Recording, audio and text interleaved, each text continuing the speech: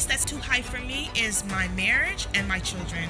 That is too high a price for me. It's too high. If chasing it is going to cause you to lose you and lose your peace, it is too expensive. When I am content and I am happy in Christ, then being able to pursue those things have so much more joy and meaning. Yes. What does healthy support actually look like? The first thing I would say is... What's up, pattern breakers? It's your host, Jermaine Nelson here. Welcome to Legacy Den. Listen, today we are going to talk about running a home while running a business. This is going to be a blessing, and I know you enjoyed last week, and this week is going to be fire as well. Come on, everybody, type in the chat. Man, glad to be here on Legacy Den podcast. I'm so glad to be here. Listen, I want to introduce our guest today because the guest today that we have on the show is none other than my wife, Deanja Nelson. Listen, guys, Deanja has a story. She has, I would say, an amazing story when it comes on to running a home and a business, because I've watched her firsthand when it comes on to that. And so I'm so glad that she's on. She's the one that started this whole idea of, hey, Jermaine, you need to run a podcast and name this whole space that we're in right now Legacy Den. I said, why Legacy Den? Then the name started to dawn on me, and I started to like, man, God, I feel this. I sense you moving in this. I believe people are going to be blessed by this. And so I want to just welcome all of those who are on. Maybe this is your first time. Maybe you have never heard about Legacy Den before, or myself. Well, I want to just say Legacy Den podcast is where faith meets real life, purpose confronts patterns, and God gets permission to rewrite stories. Listen, God is going to do something amazing today. And as Deanja is going to come on and share with us, we have some powerful stuff we're going to discuss. I just want to introduce her properly, because Deanja Nelson is the fuel in my fire. She is the sugar in my tea. Come on, somebody. The sun in my shine. Let me even stop right there and say, man, she is the pep in my step. Let me stop playing. She is laughing here, but let me stop playing. Let me get on to the formal introduction. Deanja Nelson is a fighter. In 2013, she made a bold act of faith and migrated from the Bahamas to Huntsville, Alabama to study engineering.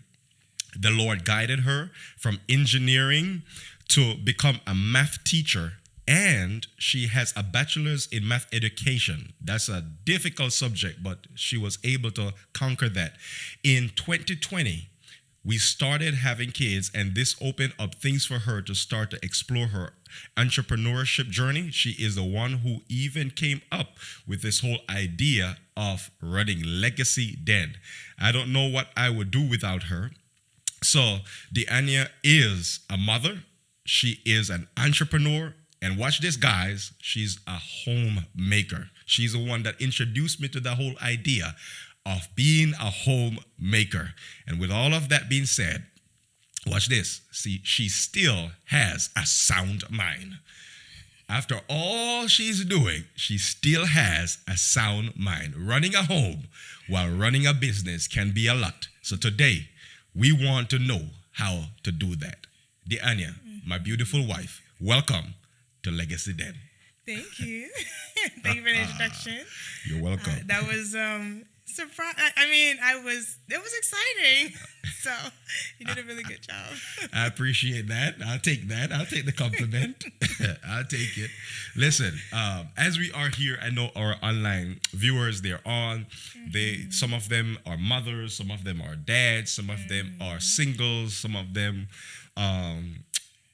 maybe just have kids just starting out and wondering about parenting, also wondering about how do I run a business and stuff like that. So I think today is going to be amazing. I have some questions for you. Yeah. So relax. I have some questions for you that we are going to go into, because I believe that for those who are watching online right now, if this is your first time, please subscribe to this channel. Double check. Maybe you're like, man, I'm subscribed, I'm sure.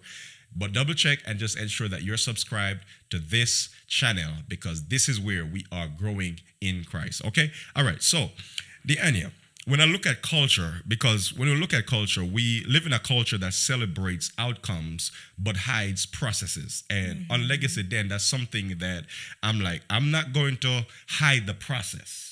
People have a platform, you look at their platform and you're like, man, how did they get to that platform? I want to be there. Yeah. But they hardly share their process.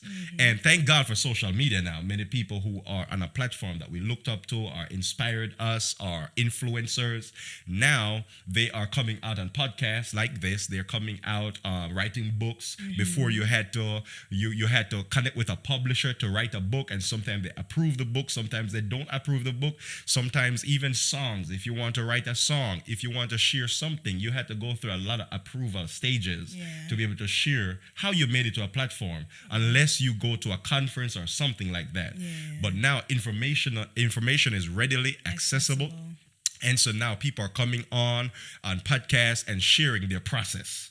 This is how I got on this platform. And so this helps a lot. And that's why we're coming on today and saying that we're going to have this on our platform where we don't just share with you how we got here, or how, not just share with you the highlight reels, or just share with you a picture, but we're going to come and take that picture and turn that picture into a process that can help you to be able to grow. Okay, so within this culture that we're living in, they also applaud titles, platforms, and productivity, but rarely talk about the everyday pressure it takes to hold it all together. And you are a champion when it comes on to holding it down together.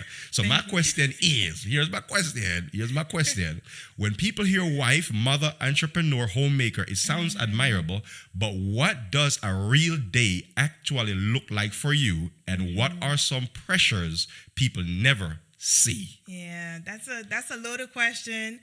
But you're right. Like, we live in a world that's definitely saying that this is what you want to aspire to, but they don't often show you how to get there. And so I like this conversation that we get to really explore the background and the blueprint and the steps to get to where, you perhaps may find yourself wanting to go. And the reality is, because we're all different people, there are going to be nuances based on your experience.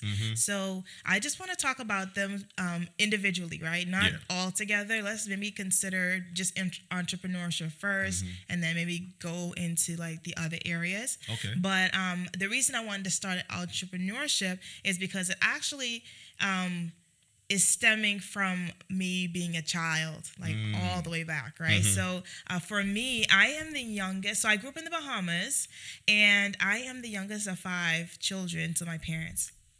And so I remember I saw my parents, like, they worked really hard. Like, my dad, I remember them having like business after business after business.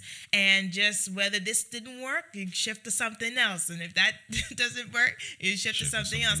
So, and I also watched them hold down jobs. I remember that at one point my mom had like 3 jobs. Like, in the morning, she would wake up early in the morning and she would cook breakfast and sell it at the local school.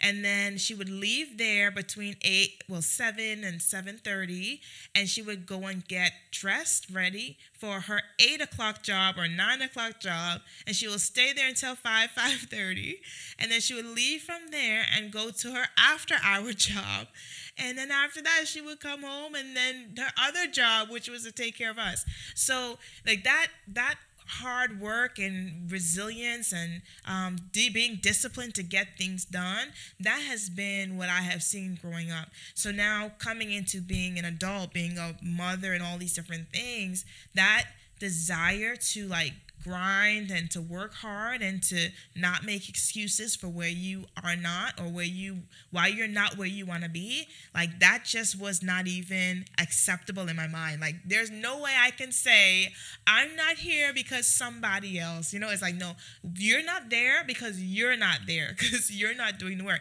So I had to really, as I was growing up, the mentality that I had was, if I want something, I have to go and do what's necessary to get it.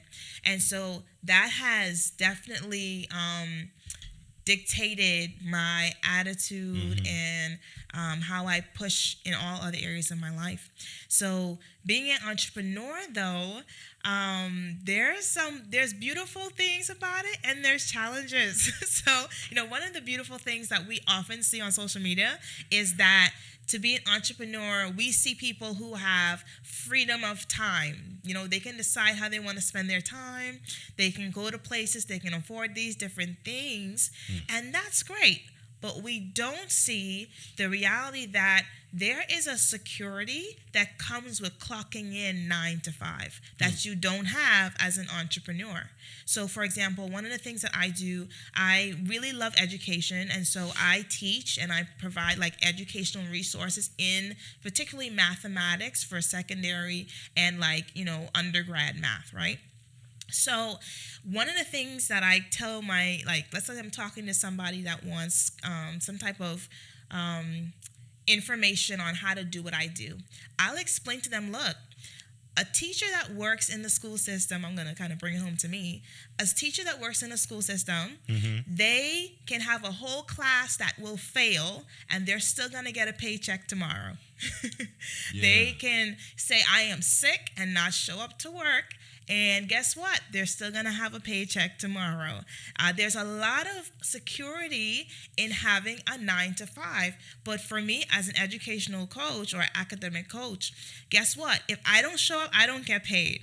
If I don't get results, my clients don't call and say, hey, well, the majority of them don't. They're not going to call and say, hey, yeah, this isn't working out. Chances are, if I don't get results, I'm not going to have a client. You understand? So I am being expected, or I'm being invested in, or whatever you want to call it, paid to get results. And that's what's important. So the shift is different.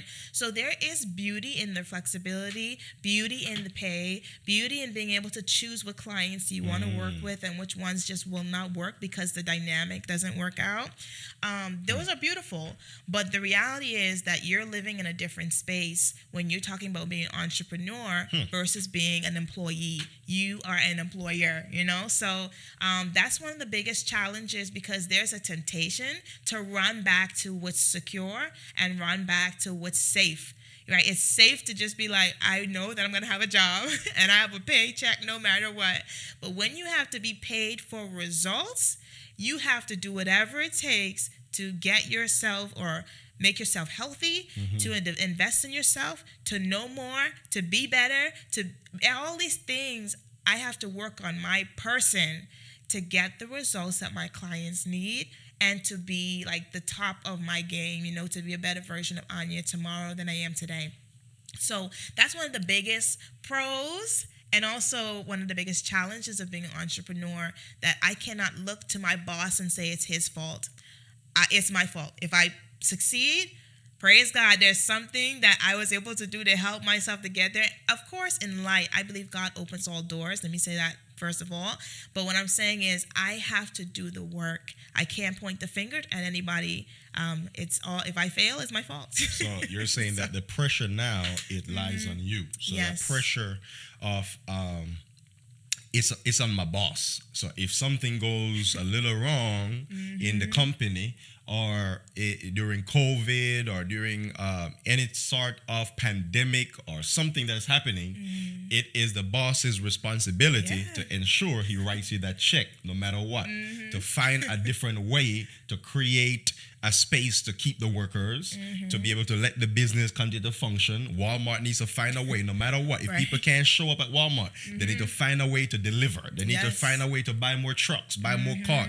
It's not on you. So that pressure of, I got to make sure this is successful, is now on an entrepreneur. Yes, on a business owner. It's on a business owner. Right. It's not on the employee, it's on you. So with that pressure that is coming, what does your day-to-day life look like, though? From a 9 to 5? Do you have a 9 to 5? Are you staying up late at night to make sure that the business is running? What's going on? So from a business perspective, sometimes you do have to do that. Sometimes it's not a 9 to 5 situation. It's what is necessary and what will fit into, I guess, the framework that you want your life to look like. So for example, if I notice that my business, and we're compartmentalizing this conversation because it's so complex to talk about everything one time. So just particularly in the area of business, if I look at my business, I look at my numbers, and I'm like, okay, I have a goal to make this much at the end of the year, and I break that down into 12 months. I break that down into 52 weeks or however many weeks you want to work. I have to make sure that my numbers, I'm reaching those targets or those goals. And so sometimes it requires that if I didn't meet that goal last week, I have to go and assess. I have to see, what did I do that worked? What did I do that did not work? And I have to be willing to pivot. Sometimes I got to call people and ask questions. Sometimes I have to see how I can outsource a particular, service so I can get this particular thing done. Sometimes I have to go on YouTube University or maybe pay for a course so that I can learn something that I don't know how to do so that I can get the results that I want. So this is not a 9-to-5 situation. I'll be honest with you, sometimes too, depending on where you are in life, let's say you may have, some restraints here or there, you might be up all night. Yes. It doesn't have to be the norm, but sometimes you're up because you may have a business idea. You might be going over and over in your head, how do you make this particular thing work? So it's not a 9-to-5. In fact, I would dare say if you're doing, I think you can have healthy parameters to say at 10 o'clock every night, I'm going to go to bed no matter what. I think you can have that. I think that's a good idea. But I do think that there are seasons on your journey where it's just not going to look like the typical employee day-to-day situation. You're going to have to start thinking outside the box. And I will say the longer you do that, I think you'll be able to find a rhythm that works so that you can actually still feed those other areas in your life in a more balanced or rhythmic way. Good. So what I'm hearing is being an entrepreneur, it is not a 9-to-5. It is something that you have to say, these are the times I'm going to allocate based upon the needs of the business right now.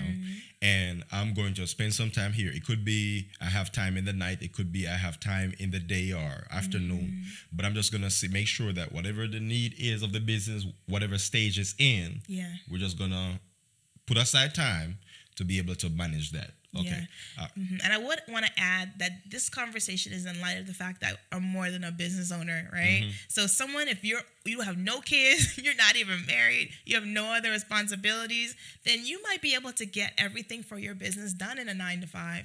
But that's just not my life. So right. Yeah. So all right, talk about that, because that's what I'm getting to when I ask about your day-to-day life, not just for the business, but in general. What does that look like on a Monday, on a Tuesday, on a Wednesday? Do you have a schedule? Do you have a schedule? How do I fit it all in? How do you fit all in to being a mother, being a wife, being a business owner, being so many other things? Yeah. What does your schedule look like? Are you just moving forward throughout the day, or are you like a schedule? Knowing you, I know you have a schedule. What does it look like though? Okay, so for me on a day-to-day basis, I would say, so we know that Saturdays is usually a day where I don't do any like business work, but it is a family focused day for me. So I'm going to church, I'm doing spiritual disciplines and spending time with my kids, with my husband and so forth. And I'm generally speaking, I'm not doing a lot of housework, not doing any business work. So that's like, of course, my Sabbath, resting and like I said, not necessarily resting from being a mom or being a Christian or anything like that, but I'm not doing the heavy mental lifting. On a Sunday, this is ideal, by the way. So this is not how it always goes, but ideally, I like to be able to, on a Saturday night, I like to be able to whether order my groceries or at least have a meal plan in my mind for what I want to cook or prepare for the new week. Okay. So based on my meal plan, I'll say, okay, I'm going to put these groceries and order them, or I'm going to at least have them on my list if I decide I want to go to the store in person or to pick it up, and I'll submit that to the store for pickup or whatever it is. There are some things I prefer to go in store to get, like my produce. I like to see the apples and see the kale or whatever I'm buying, but I prefer to do that on a Saturday night or an early Sunday morning. And so on Sundays, it's really a good day between Sundays and Mondays to cook and to do like laundry or something like that. Generally speaking, that's what the Sunday to Monday might look like. And then I named Monday my Maker Mondays. So that's when we tend to do more homeschool activities, or I start the homeschool week with the kids. We have 3, so, 5, 3, and 1. So the 5-year-old and the 3-year-old, they're learning some more intentional learning in terms of preparing them for school or whatever that might look like in the future. But that's what my Mondays look like. I'm really trying to not do business stuff necessarily, at least not while they're awake. I'm trying to like do their homeschool. Maybe I might do, and mind you, when I say homeschool, we do activities throughout the day. We spend time outside. We might watch something. We might do like reading and our colors and shapes and science activities, something like that. And then you have Tuesday, and Tuesday, the beautiful thing here where we live is on Tuesday, they do have a science program for our kids outside of the home at the local museum. So I'll take them over there for that 2 hours for their science time or whatever. But usually Monday, Tuesday, Wednesday, I'll be more intentional about doing like homeschool activities, particularly in the morning, because the brain is fresher in the morning for most people. And our kids are morning people, like they're up so early. Oh, man. So it's like, okay, let's just get. I think they got that from me. I know. I think they got it from me. From you too. Yes, we're both morning people. So our kids are up like 6 a.m. So there's no such thing as sleeping in our house. So at least not for both of us at the same time. So yeah, so Monday, Tuesday, Wednesday, I'm trying to get their homeschool activities done. Most of the time it's going to be in the morning. And when I say homeschool, this is not like long, drawn out lessons, just short spurts of information and skills that I want to really focus on for that week. And then once Wednesday hits and we're done with Wednesday, and of course, most of our doctor's appointments are really between Mondays and Wednesdays, and we may have an appointment on a Thursday. But generally speaking, the first part of the week is where we get a lot of the crazy stuff done. Keeping in mind, we've already cooked from Sunday or Monday, so I'm not cooking like heavy meals, throughout the week. And then Thursday is our day off, which is more family time. So we'll take our date. And we'll like talk about, our relationship and our family, and we'll spend some time together. But the conversations about our businesses are littered throughout the week. The conversations about our children and the challenges that we're facing, they're littered throughout the week. If I feel like there's something that I want to focus on, you might want to focus on a challenge one of our kids are having, then we'll talk about that throughout the week and say, hey, this particular kid is having challenges with this. This is how we can work together to get it done. But ultimately, on a week-to-week basis, having a schedule is important on how you're going to, balance that week so you can touch the areas that matter. And then you have, of course, I didn't talk about with personal time, right? So for myself, I've committed to being more active, going to the gym, whether I do home workouts or gym, my nutrition, drinking a lot more water, and just taking time for myself as well. And so generally speaking, I'm an early riser, so I prefer to go to the gym like early in the morning between 5 and 7 a.m. or something like that, 5:30, 6 o'clock. To 7. So I like to do that for myself. Gets me outside the house. I can still meet my fitness goals, and it could help prep my mind for the coming week. So that's that. And there are these times when we definitely need more of a break, so little vacations, which I really like and I'm excited about. So that's good. You're getting some stuff about real life stuff, because again, as you're breaking it down, I like how you're talking about the practicality and a vivid picture of what the day looks like for you. So most times when you talk about business, are people who are just starting out in business, which we have ventured into of recent years. Making it official, we have always have business sparks or done some side hustles, as you would call it. But you coming in and saying, Jermaine, we need to launch a business on this and da da da da da, and you put in everything, and then building up that business. Sometimes it doesn't. When people show their pictures and images of success, they don't really see what's happening the day to day. So forth. So my next question leads to this: is since then your day to day looks like this, and you have been sharing that.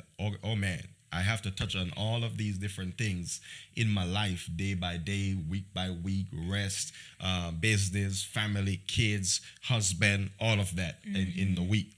Now, in our culture, as you know it, in our culture, and those online, you can agree that our culture has this mindset that you cannot win at both. It is impossible to do well with your family and do well in business. Yes. And so the pressure comes now and say, man, as a woman, I have to choose one. I can't do both. There's no way I can do both. I either have to choose the business, lose my kids, lose my husband, lose my family, or I can choose the kids, the home, and never doing the business. So it's always something that you have to choose. So with that being said, have you ever wrestled with guilt for pursuing business goals while being a present wife and mother? And how have you learned to navigate that tension? That's a loaded question. Yes. But the overall answer is yes. I've had challenges with that. In fact, it's so interesting you asked that question because, a couple of years ago, I would watch a lot of interviews with these, very prominent financial podcasters, right? And they would have these interviews, and a lot of the women that they would bring on to, they were inspirational. They were very successful. They were top notch in their businesses. But one of the things I noticed was that they either were separated from their husbands. Mercy.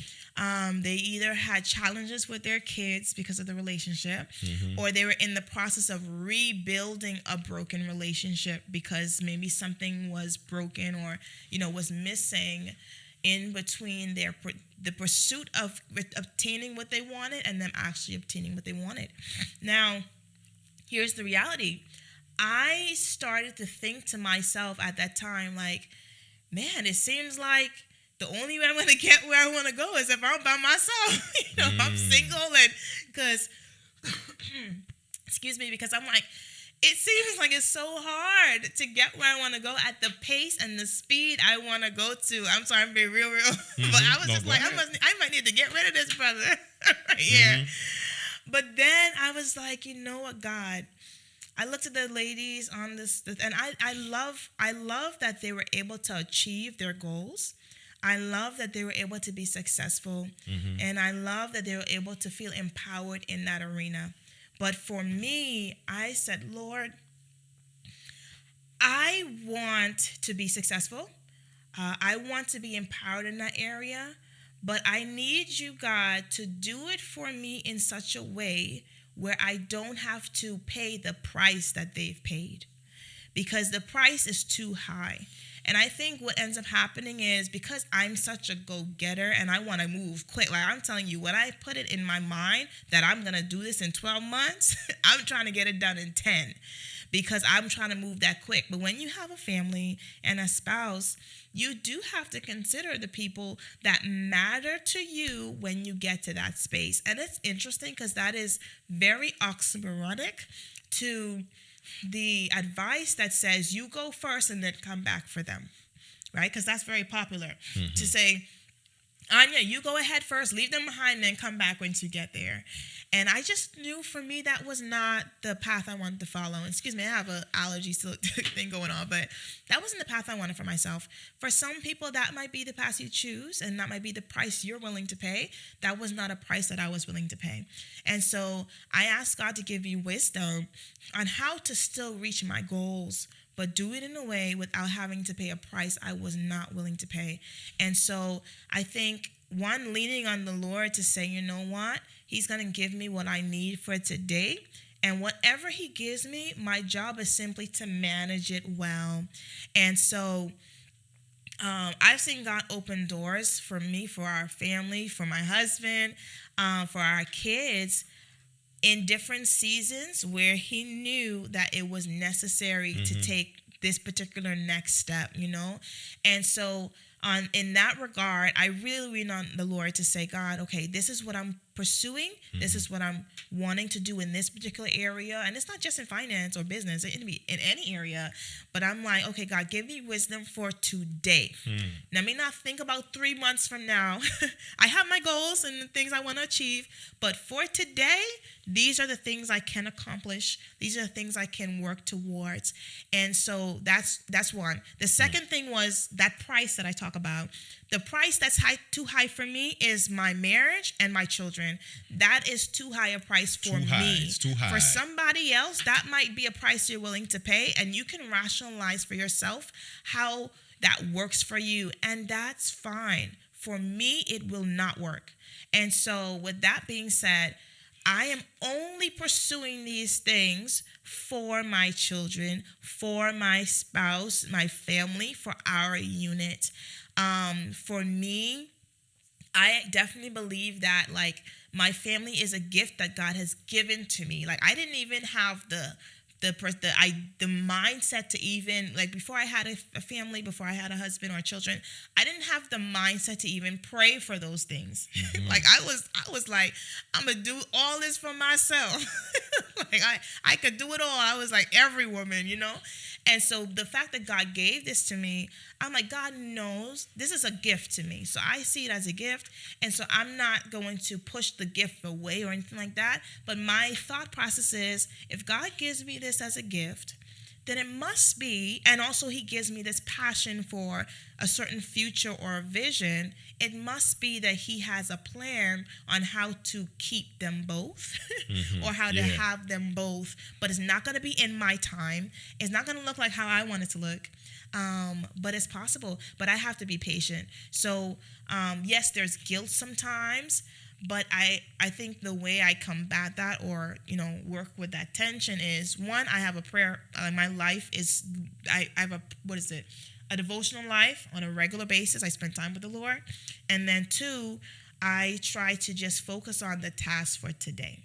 And there are seasons where I can focus further, but most of the time, to be honest with you, I go and I say, Lord, just give me grace for the day, strength for the day. And I don't stress too much, not like before. I don't stress about tomorrow. I'm here today, and I'm going to focus on today. That's good. That's good. Again, I think that's a tension that a lot of people wrestle with. And in the process, I would even say most people who might be in business and also building a home, they're not really even thinking about, oh man, I'm going to lose something in this process. And that's kind of how the enemy works, that he makes you overdo anything. If he gets you in the process of overdoing something and missing out on the other things, it's always like you're going to lose something in the process. And I would say it comes with a sacrifice. Like, you being a homemaker and also an entrepreneur, there are times where we don't have the time we have on Thursdays like on Tuesdays, right? So that's a sacrifice. So there are some things, like you were talking about, that we are willing to pay, that, okay, we're not going to be able to see each other every single hour of the day, or we're not going to have each other's undivided attention every single hour of every day, but we're going to be intentional about making sure that there is time for that. And so I think having those healthy systems have been helping. to not be in that place of guilt or in that place of fear, nervousness, anxiousness, and so forth. I think God has given us that type of wisdom to be like, okay, in order to do both, you got to have healthy systems in place. Absolutely. To make sure that you're touching every area. The business is being touched, the family is being touched, your personal life is being touched. You can still have time for the gym. You can still have time for a massage. You can still have time for therapy. You can still. So therefore, I think that that helps. So if somebody is watching right now and you are like, man, I'm dealing with guilt right now. I'm guilty. I've lost my family. It got messy. I was chasing down the paper and the bag, and somehow I lost my family in the process. I want to let you know that God forgives, God's restored, and God is not mad with you. You might not just have learned those simple things in the process, and God. That's why this podcast is here to be like, hey, you can bounce back from that. Yeah. You can start over. You can do it again. You can try again. By the grace of God, pick up yourself and say, I'm going to go again at it. This time, the right way. This time, it might not have been the best way. It might not be that you're going to do everything perfectly. But now you are going to go forward, still do both, because there are people like my wife doing both and still be able to touch every aspect of their life. Family, home, church, God, you name it. Still be able to balance all of that. So I think a system works. There was a time when I didn't really have a healthy system when it comes on to, because I'm a pastor even 2 churches. Can you believe that? 2. 2 churches. I pastor 2 churches, and the thing is, I have to juggle. We have kids. We have 3 of them, and one is knocking on the door. I don't know why, but she's knocking on the door. So we'll step out sometime. So Deanja, you can see what she maybe want. So when it comes on to balance, when it comes on to scheduling, is important to us. It was a few years ago that I came up with a system that has helped me to help my wife in her business as well. I have a weekly rhythm, as I call it. I call it the Jermaine's weekly rhythm. I function on a rhythm. I know I'm a morning person, so I try to get whatever major stuff I got to get done in the day in the morning. If I have appointments that are super important, I try to get it done in the morning. By the afternoon, I'm drained. I am tired. I don't want to talk. I don't want to be in no meeting. I don't want it all. So I'm drained there. So here is my weekly schedule, as my wife is kind of helping out the kids right now. On Sundays, I call that my social Sundays, and that's where I socialize with members. If there is a visitation that needs to be done, if there is a person that I didn't see at church on that weekend, and I might say, man, that person came to my mind. I reach out to that person. So Sunday, I try to socialize with the congregation, socialize with people. Sunday afternoons, they're about social Sundays. Mondays, that's my media Mondays. That's why on Mondays you see different videos. It's going on Instagram. It's online. It is all over. If I'm doing a live stream, it's going to be most likely Mondays, because Mondays, that's my media Mondays. Okay, so I do reels. I might hire people to do some reels for me sometimes. My brother is into that, so sometimes I might ask Mikkel to help. My wife as well does that, so I might ask her to cut up some clips for me and stuff like that. I also help build up other churches' social media platform. That's part of the business that my wife and I run. And so that's Media Mondays. Anything that is pertaining to media, we're grinding on Monday mornings, Monday afternoons to get that done. And Monday evenings, I'll go out as well to get some exercise, play soccer, stuff like that. Recreational activities. And then Tuesday, that's my thinking Tuesday. I'm thinking about, what am I going to preach this weekend? What am I going to talk about? Which texts I'm going to be studying? Where am I going to preach from? And so I'm thinking about the church. I'm thinking about the leaders. I'm thinking about my family. I'm thinking about books. I'm thinking about school. I'm thinking about improving my speaking ability, my communication style. I'm thinking about, it's just thinking. It's a lot of thinking that's happening, and I'm writing down some of those thoughts. Or I might just Just be able to sit and just think about a few things, and that's okay. So Tuesdays, that's my thinking Tuesdays, and then Wednesdays, that's my writing Wednesdays. That's where I write my sermon. If Wednesday passed and the sermon is not 99 or 90% done, I'm nervous. I'm really nervous. I'm like, God, I need a miracle, because I need a sermon done by Wednesday. Tuesday, thinking, I'm writing down my points that I'm getting from the text, stuff like that, thinking out loud. And then Wednesday, I'm doing exegesis. I'm doing expository analysis of the text, and I'm making sure that the sermon is done. Writing Wednesdays. If I'm going to preach this week, the next week, or right ahead, if I have the sermon already, I'm writing what's going to come up the next week. So writing Wednesdays. And Thursdays, that's my tranquil Thursdays. That's where I shut it down. I'm trying not to do no church work unless there's an emergency or something like that. But Thursdays, I'm off. My phone is on Do Not Disturb. You can't get me. I promise you. You will not be able to get me on Thursdays. There are only a few people in this phone that are emergency contacts that can get me. That's my boss, because I work for a company. I work for an organization. That's my family. And that's one of my closest friends. So there's just few people on Tranquil Thursdays that I know if they call, it must be something real serious or something. But that's my time for my family. That's my time for whatever that is to get self-care, refresh, connect with God and stuff like that with my family. And then Friday, that's where I call fasting Fridays. If there's something I need to fast about, there's something I need to pray about, there's something I need to connect with God about. I'm thinking about the weekend. It's about preaching. I can't do it on my own. I need God. I need help. I need the Lord to help me. And that's more relaxing. If my wife needs something around the house, I might run out to different places, stuff like that. So that's it. And then Saturdays, that's my service Saturdays, I call it, and that's where I just serve. I serve. I preach at 2 churches almost every week, for the most part. Preach there in the morning at 1, and then the other one in the afternoon, and my mind is just to serve, and that helps me not to lose my mind in the process, because I have a rhythm that I'm working with by the grace of God. So some of you might be like, okay, wow, I like that. I like what you said. I like what Deanja says about her weekly rhythm as well. And I like, you may like what I said about my weekly rhythm. And I'm sure that you might have learned something from that. What I want you to do from that is to take some notes. You might not call it what I call it. It might not look like your week. No. But you can create now from this a framework. Am I saying it right? Yeah. Framework that says, this is what I'm going to do on this day. This is what I'm going to do on this other day, and so forth. And that's a template. There are times when God will intervene where it might mess up your whole day. That's fine. But at least you have a rhythm, so you can say, man, I always wanted to do a clothes design. I always want to design clothes. What in the world? What am I doing? Always waiting for the perfect time when I'm not busy.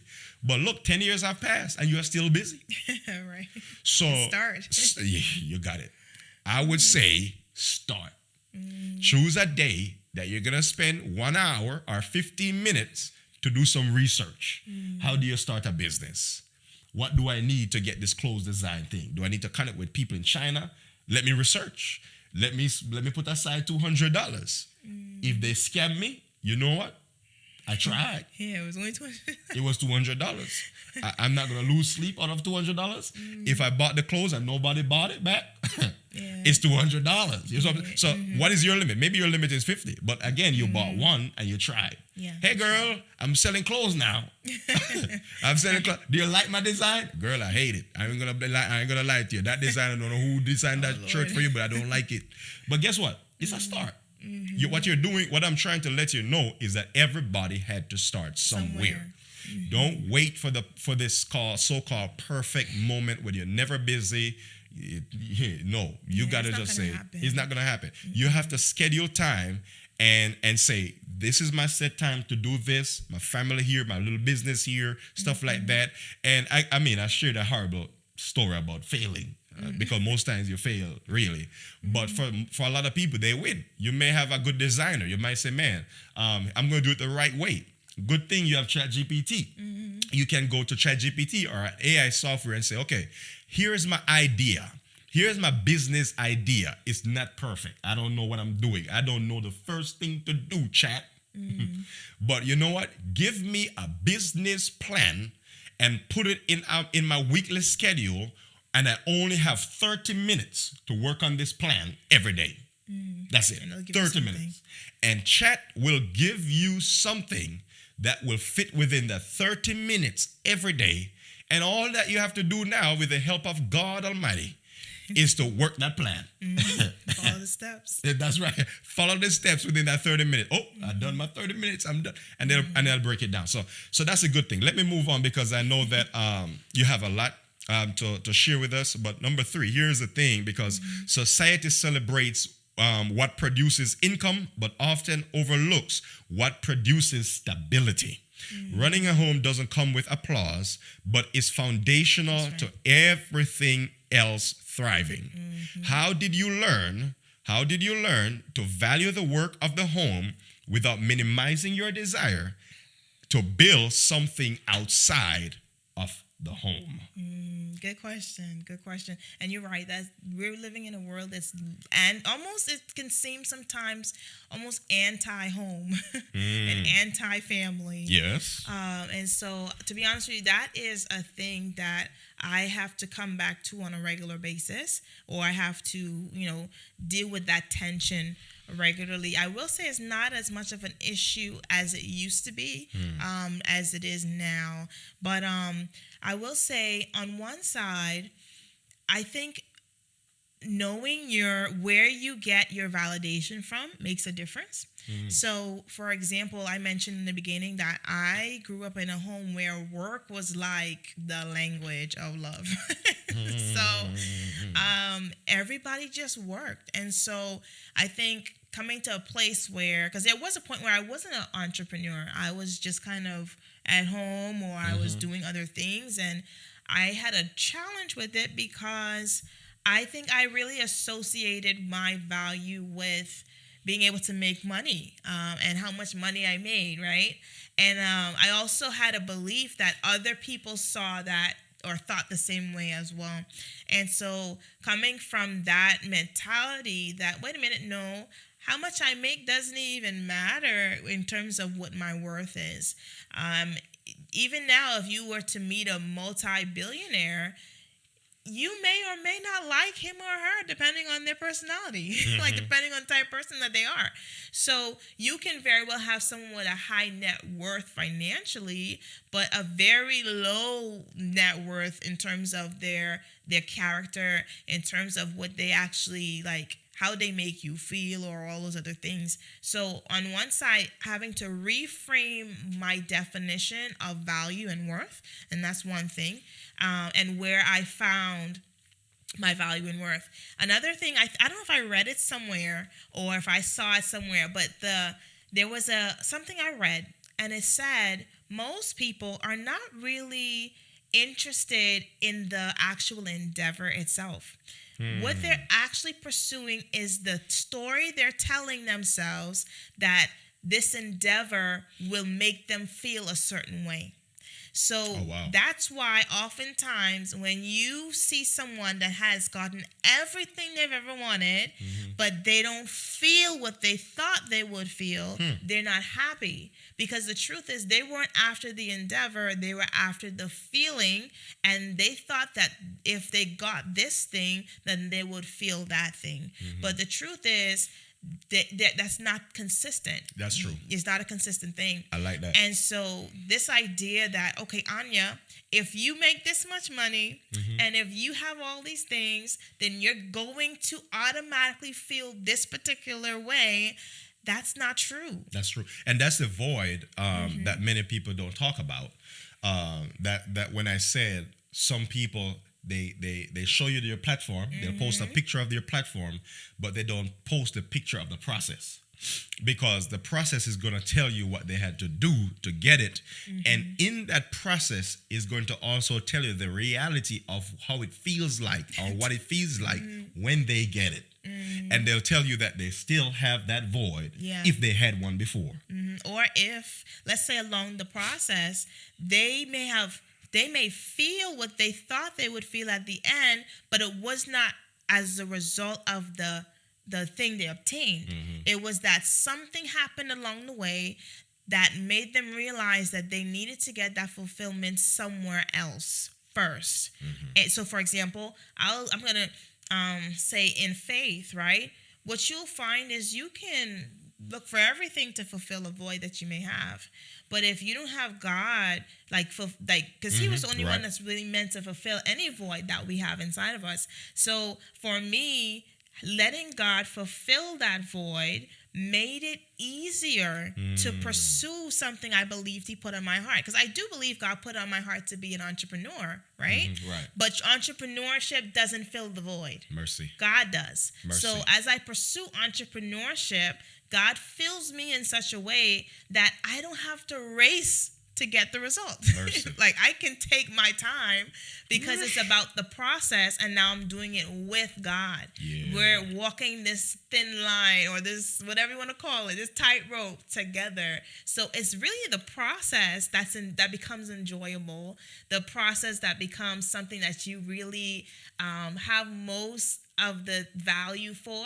And then when you get to the actual result, you're like, man, we did that thing together, you know? Yes. So that's why it's important when I talk about that price that you're willing to pay. It's important to sit down. You know, the Bible talks about, like, does a man go to war with a man of 10,000, not knowing if his 1,000 can, defeat the army? It's like, no, just count the cost. And either way, I do think, considering the reality, and everyone would tell you that. That's the crazy thing. Everyone is going to tell you that pursuing that thing at the end of the day did not make them feel what they thought they would feel. Yeah. Like the gold medalists in the Olympics will tell you it was great, but then they felt empty. Yeah. And the multi-billionaire guy 100%. Who doesn't have a wife or kids will say, I have all the money, but it feels empty. Yeah. Then I don't have anyone to spend it with. And it's because pennies do not give you peace. No. I don't care what you try to do. Pennies, no matter how much money you have, it does not give you peace. And no matter if you marry a pretty wife or a handsome husband, that does not give you, watch this, permanent peace. Let me put it that way. Permanent peace. It does not give it to you. Because again, God puts something in our hearts that is a void that only him alone can fill. Yeah. And sometimes what the enemy does, he makes you try to chase after money, chase after fame, chase after platforms, chase after a partner, chase after so many different P's.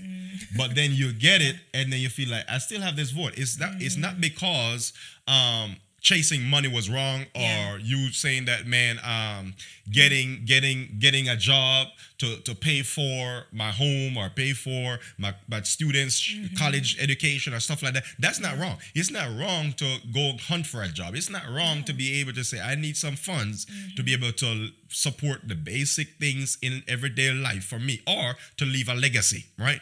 That's all together wise and okay. But what my wife is saying, which I'm hearing, is that is not going to be what gives you peace. So if you're searching for it, for peace, that is not what's going to give it to you. The only place you're going to find that is in Jesus. Yeah, absolutely. Only in Jesus you're going to find that peace that you're looking for, that to fill that void on the inside. And watch this, when you are healed from the inside, when you are filled and satisfied, like the psalmist says, in your presence is fullness of joy. And at your right hand are pleasures forevermore. Then you realize that, man, in God's presence, I can be totally content, totally satisfied, totally at peace. Yes. Ooh. Just being in the presence of Jesus gives you everything you need. But again, once you are functioning from that place, then marriage becomes more fun. Then having wealth becomes more fun because you have that peace. So watch this. If you get it, it's great. If you lose it, it's also great because you have that peace. And that's what is a high price to also pay. Because while it's a high price to lose your family and lose lose the people around you, maybe chasing after the bag. Here's the thing.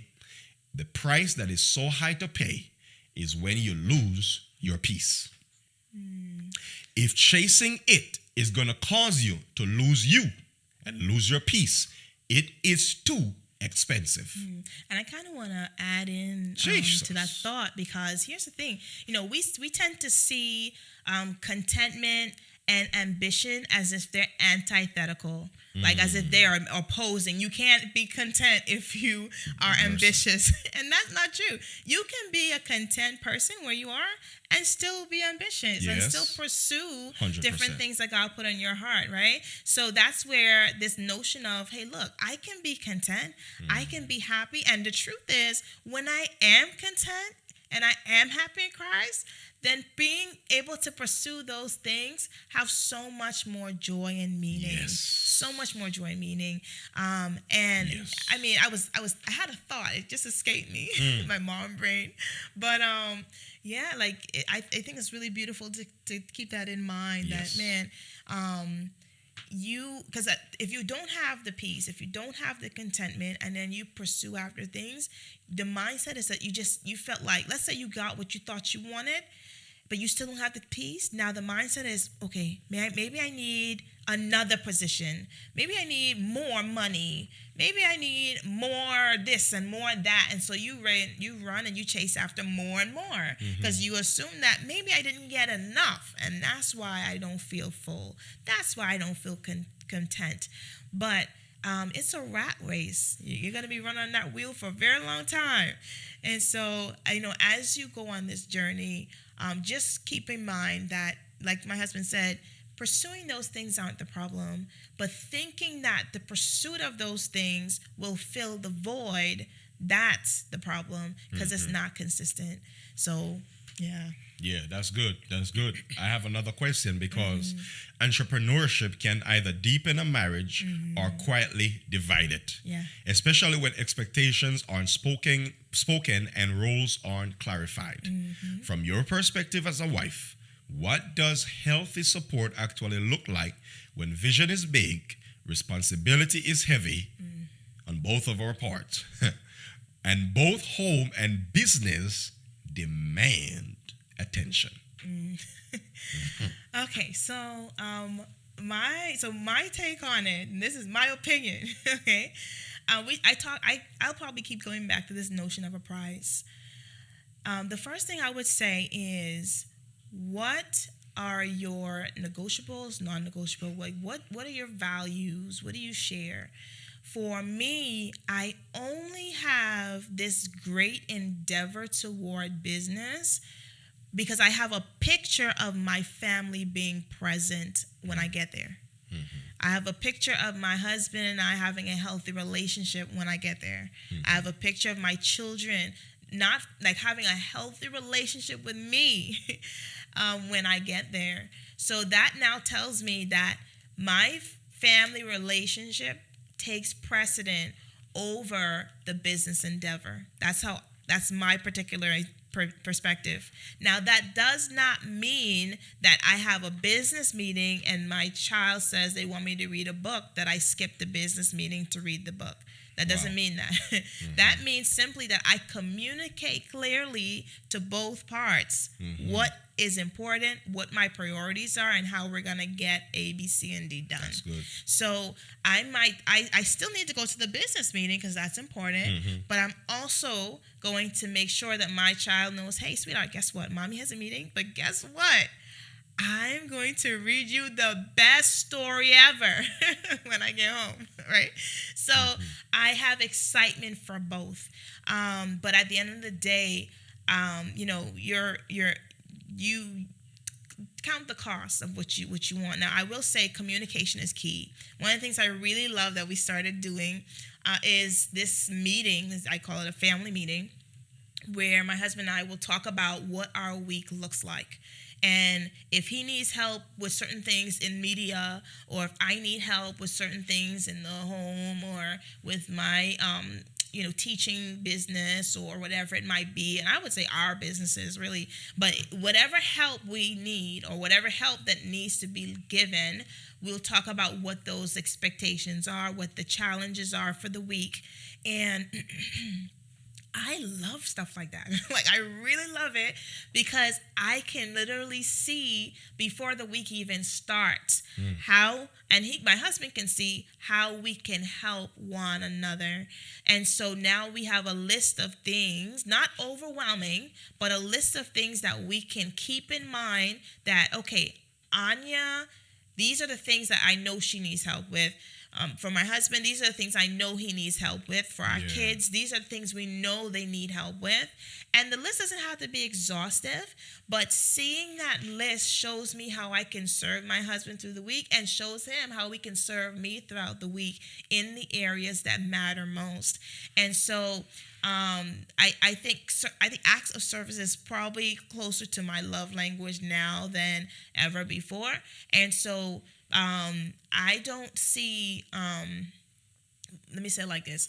If my husband serves me by helping me with some business endeavor, and I serve him by helping him with some business endeavor, I don't separate that act of service in business from an act of service in my marriage. I see them as the same. He's serving me so I can become a better person, because holistically, Anya is all of these things. I hope that makes sense. So, for example, even though it's good to wash the dishes, if he decided that he may not didn't wash the dishes, but he was able to run this successful ad for my business, I still see that as an act of service. I don't go, you didn't serve me this week because you didn't wash the dishes. You know what I mean?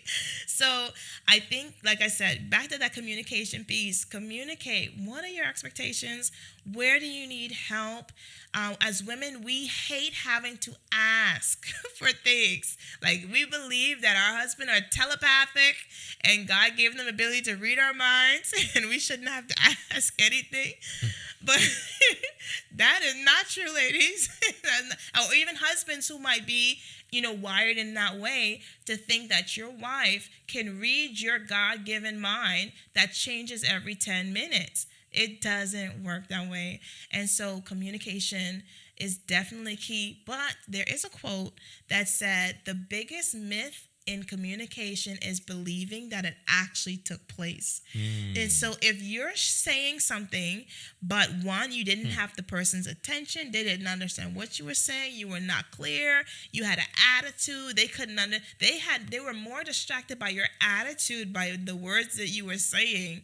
Like, that is not actually what we mean when we talk about communication. So you have to be clear. Okay, look, this is what our week looks like. These are the things that I need to get done. I see my list. I see your list. And there's no obligation, actually, on any part that I have to do Jermaine's list and he has to do my list. But I make him aware of my load. He makes me aware of his load. And we put that in a document. And the beautiful thing is I can say, oh, okay, I can get that done. And I let him know, hey, just so you know, I was able to get this done for you. And he's able to look and see, oh, I can actually get that done right now for her. And then he can say, I got this done for you. And so I definitely think like that is what partnership looks like for me, that we are hand in hand, helping one another to navigate this space together. And we're not almost like putting an extra load that you have to do these things because I asked you to. No, you can do them. You do them of your own free will, and I appreciate it. So there's no entitlement because I'm your wife, you must. No, that's not how it works in my head. In my head, I'm grateful for the way you serve me, and I do what I can to serve you. And so that's what my mindset is today. Yeah, that's good. I mean, it shows, you're breaking down the reality of things. And I like that because, again, just showing how the real stuff that happens in relationships when you're talking about running a home and running a business at the same time. We're not sugarcoating. It is what it is. This is the process. This is I was talking to somebody yesterday and we were like, man, these are the conversations that you don't have in dating most times, because like, man, why would there be he was a young teenager. He was like, why would there be a challenge in marriage? Why would there be a challenge? I don't see why would there be a challenge in a marriage. And I'm like, hey, listen. Of course he doesn't see it. Exactly. Of course you don't see it because you're not married yet. Because he's thinking in his head, dating is the same thing as marriage. And I'm trying to let him know, no, bro. It's two different things. You have aspects of it from the dating that is going to be carried over into the marriage, of course. But when you are dating somebody, number one, you don't see them every single day. And number two, you don't see them every single minute and hour. You look forward to that class when you're able to go into the classroom with that person. You look forward to seeing them on campus or seeing them at school. You look forward to hang out because you guys are in, maybe one person is in California and another person is in Jamaica or Bahamas, and you're flying together. You're looking forward, how do I save up this money so I can take that flight to go? So that's a dating world. Man, I want to FaceTime every second because, man, I don't see them. Right, so I want to see them today. Man, I miss you so much. I feel like I couldn't reach you because you were in Africa doing a mission trip and there was no service and I couldn't wait till you come back. And so that excitement in the dating, it is the thing when you get married. Now you're seeing the person every single day. You're seeing the person every single minute, and then that person is bringing in every desire they have now. Okay, I don't like the tissue to be here. I want it to be over there. I don't want it to be unfolding this way. I need to fold from the bottom instead of the top. I don't want the shoes there. I want the shoes here. I don't like the white here. I don't like the black here. I like a color here instead of black. I don't. Then it's like, oh, hold up a second. I never had this conversation in dating. Everything was fun. It was ice cream and pizza. And all of that, but and all of these restaurants. But now you're married, you're learning to what you like, what you don't like, things that you never talked about. You start to talk about. You start to see the person more, so that excitement and spark is still there, but it's not as prominent as in the dating stage. I know you have to step out. That's fine. In the dating stage, and so the thing is, guys, when it comes on to the real stuff in a relationship, in a marital context, and still trying to run a business, it is going to be, watch this, it's going to take a process. It's going to be where it's like, man, I feel the tension. I feel it right now, but we're going to make it. Here are the values that we are going to have so that we can do this together. We are not going to be where, while it demands our attention, while it is a heavy responsibility, while the business is pulling us to work more on certain things, we are still going to be able to support each other during this process. We are still going to say, can you do the dishes this week? Can you cook this meal this week? Okay, can we buy food instead of cook food today? And stuff like that, so that in the process, you're able to still get everything done. So there are going to be some adjustments that are going to be needed on both parts, so that both can still run well. I don't believe so much in balance. I believe in rhythm. And sometimes God will call you to be on a rhythm. And God often calls people on rhythms. And rhythms mean, when you're on a rhythm, it means that there's going to be a season when you need to focus more on this, where you are going to need more support in this. And there's some seasons where you feel like, man, I got it. I got that. I got the cooking. It's not, the business ain't booming every single day and every single week. So I got the cooking. I can cook. I can clean. I can wash the dishes. I can do the laundry. I can do that because that's a season that you're in. But once the business starts to take off, once the business starts to blow up, once the business starts to be on a high demand, then it's going to be, well, okay, hold up a second now. The business is on high demand. So let me focus. It's going to require me to stay up till 1 a.m. It's going to require me to stay up till 2 a.m. a little bit more. It's going to require me to be able to put some more time in. And I'm going to need some support. I'm going to need all hands on deck.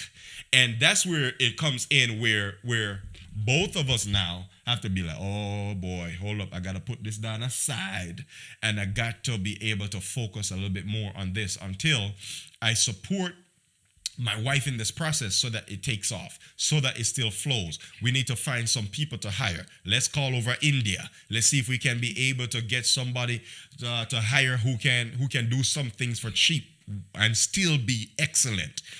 And so forth. So you go into that hunting. So support is going to be needed. If you are married and you are like, I'm planning to start a business, that support is going to be necessary. But watch this.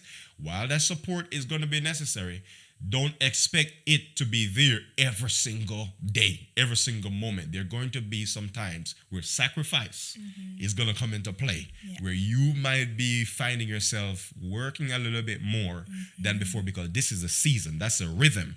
I was just talking about, I believe in rhythm more than balance, because rhythm calls for different seasons. The rhythm that you're on it could be where the business takes off in this season is you're on a rhythm now. Yeah, your mind shift to focus more on the business instead of the family per se. And watch this, there's another season where the rhythm calls for you focus more on the family and less on the business. So it's like, I got to understand seasons. I got to know, God, what season do you have me in so that I will ride that rhythm? Are you getting me? Yeah. Okay, type in the chat if you're getting me. Type in the chat, I'm getting you, I'm understanding. This is good.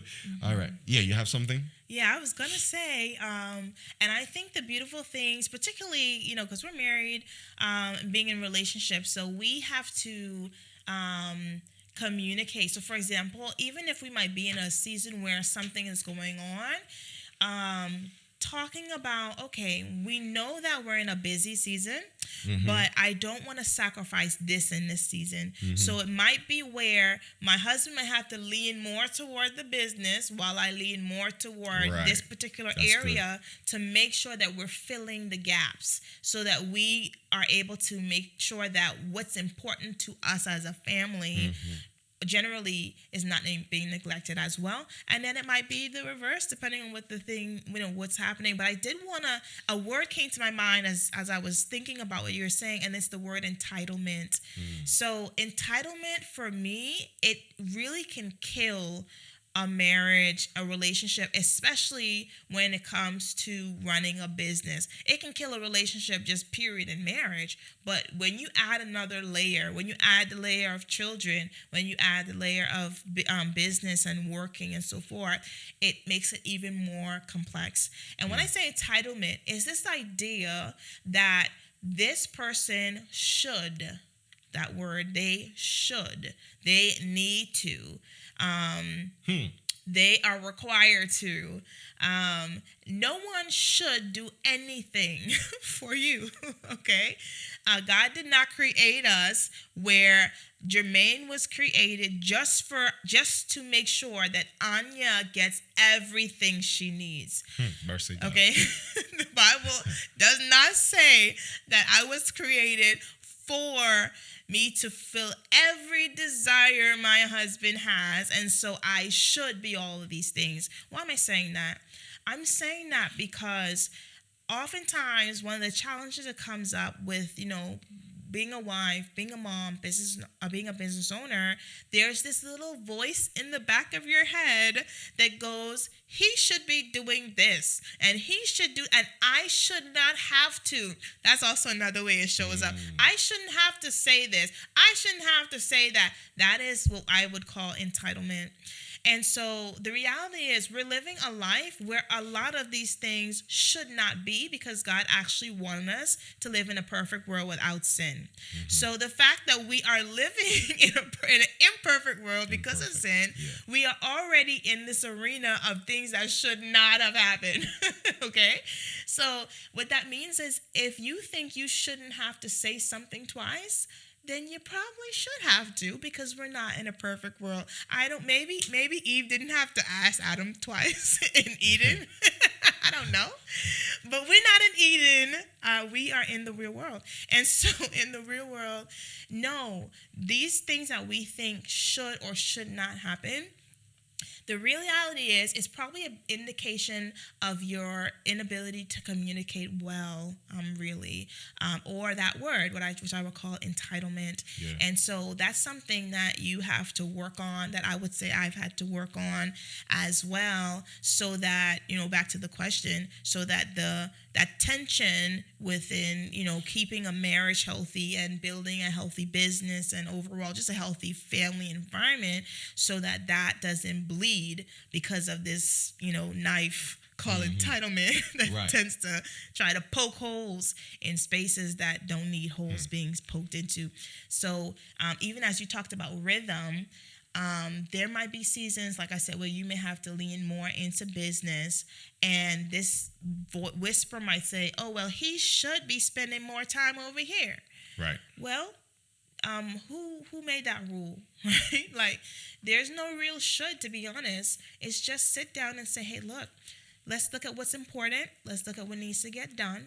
And if there's a season where certain things just don't get done, then have grace for the other.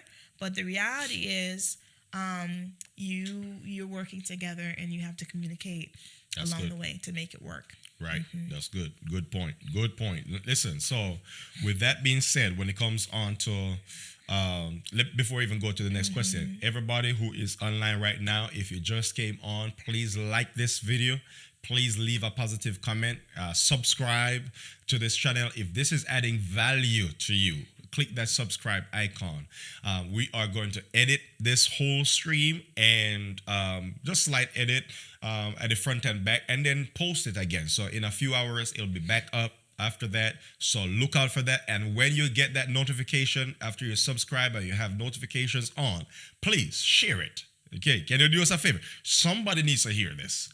Somebody needs to know what it really feels like, looks like, on a real everyday life. Launching a business, starting out in a business, which we just started out, and then going on the journey. Okay, what are some real things? Because some people have the idea, when I start a business, it's going to take off. When I start that business, my life is going to be happy. When I start that business, money's going to come from everywhere. I'm going to get the piece of my life that I've been desiring all the days of my life. When I get that business, the kids, I'm not even worried about the kids. Everything's going to be fine. My husband going to be fine. My wife going to be fine. I mean, everybody that is going to be fine. And you have that idea. But we're talking about the real life. Running a home and running a business together. It's sometimes stressful. It's sometimes tiring. It sometimes calls for sacrifice. It sometimes calls for being on a rhythm, being in a season, managing your schedule well, putting in a schedule, sticking to the schedule. You need support. So we're not sugarcoating. We're not putting out there and say starting a business is easy and it's gonna be a walk in the park and done. We're saying start somewhere, build it up slowly, have a rhythm, so you don't you don't burn out, because that's what I'm going to. I'm going to this whole thing right now, burnout. So let's talk about burnout. Type in the chat if you are like, man, we need to talk about burnout, because burnout is something that when you are doing a business plus home, burnout is real. And so when it comes on to burnout, let me ask even the question here. When it comes on to burnout and boundaries, burnout and boundaries, because burnout really comes from doing too little. It comes from doing too much without limits, the boundaries we're talking about. Many people don't need more discipline. They just need more or better boundaries. Right? So what boundaries have you had to set or are still learning to set to protect your peace, your marriage, and your mental health? This is a good one, because I remember like, especially in the business space, there were days when I would have just hard days and I didn't feel like I was successful. And I would see that would change how I like showed up at home and showed up in my marriage. Like I was just not feeling it. Like, especially if I had a day where I got a loss or where something didn't pan out the way I wanted to. It was just so and I was mad at everybody. I was frustrated. I wasn't excited. I was like just snappy. And so, man, that burnout is real. And I didn't know it was burnout at the time. I just was like, okay, man, I just need to get past this horrible loss or this horrible experience that I had or this rejection or something like that. But in terms of boundaries, one of the first things I thought about was I stay clear of extremely dramatic individuals. Okay. I'm not extremely dramatic, and I don't do well when I'm constantly in the vicinity of extremely dramatic people. So people that bring a lot of drama and a lot of negativity, for me, I cannot do it. And a part of it also comes in the reality of recognizing where you are and what you can handle as an individual. For me, I have 2 young girls. One is 5 and one is 3. And anybody who has ever been around little girls that age, you know the mood swings are like crazy, okay? Have you ever been on the Velociraptor at Universal Studios? The Velocicoaster, at the Universal Studios. It is like, oh my God. And so knowing and understanding that I'm in that season with my kids, I can't take that much of an emotional whiplash from human beings, like a grown human adult people, without becoming negative myself. So it's like, you know what? I can't do high emotion, like someone who maybe cries all the time, over dramatic. For me, I have to put a very close noose on those type of relationships. And like I said, it's not that the person is bad. It's just I cannot handle that, So understanding where you are, the word I would use is awareness of what you can and cannot handle. Now, this is not a judgment situation like, oh, this person is too this person is too that. No, I value people for who they are and where they are. I just know that I cannot have a conversation with you every day if this is the type of energy that you bring into a space. So we might talk, but just not often. And it might just be for this season. There might be seasons where you might be in a season where you like that drama and you like all the crazy stuff going on. And so you could talk to all the dramatic people and that's fine. For me, it just doesn't work.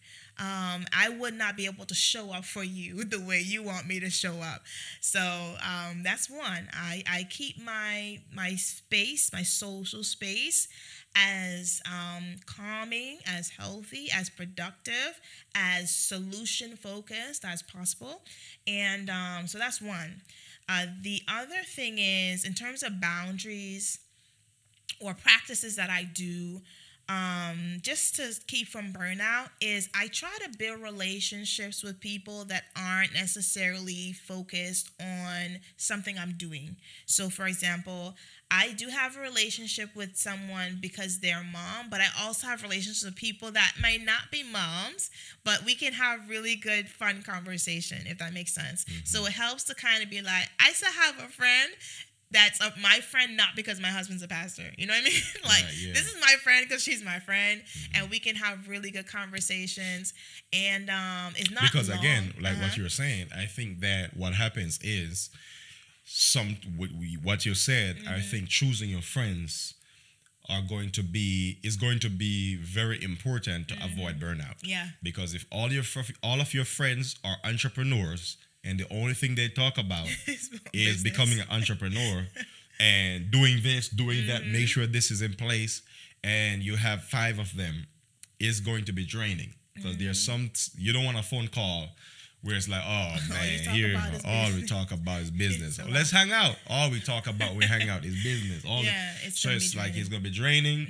It's going to be like, oh man, I failed there. I need to do better here. Oh boy. So it's gonna be like, I'm trying to get a break mentally. I'm trying to get a break emotionally. So like you're saying, having intentional friends so that you know this friend. And Dr. Darius Daniels, actually, I like what he did because he wrote a book. He wrote a book on, I think it's called Relational Intelligence, and he's breaking down these different type of friends that are out there. Some are associates, some are advisors, some are assignments. These different categories of friends. And sometimes when we say, man, we're going to have a friend, we think that every friend must be treated the same way. Yeah. And the thing is, not every friend should be treated the same way.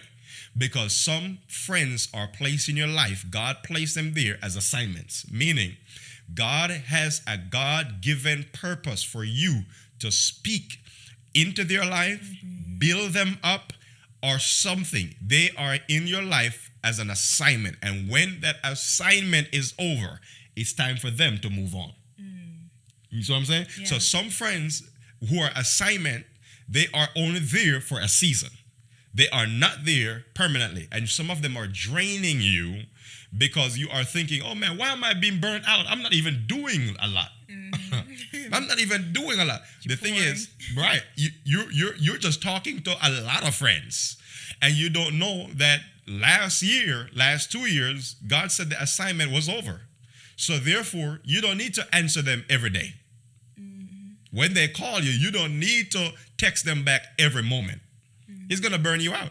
You don't need to visit them. You don't need to hang out with them every single week again or anymore, because that was an assignment and you have fulfilled the assignment that God has placed on your life for that assignment friendship relationship. You understand what I'm saying?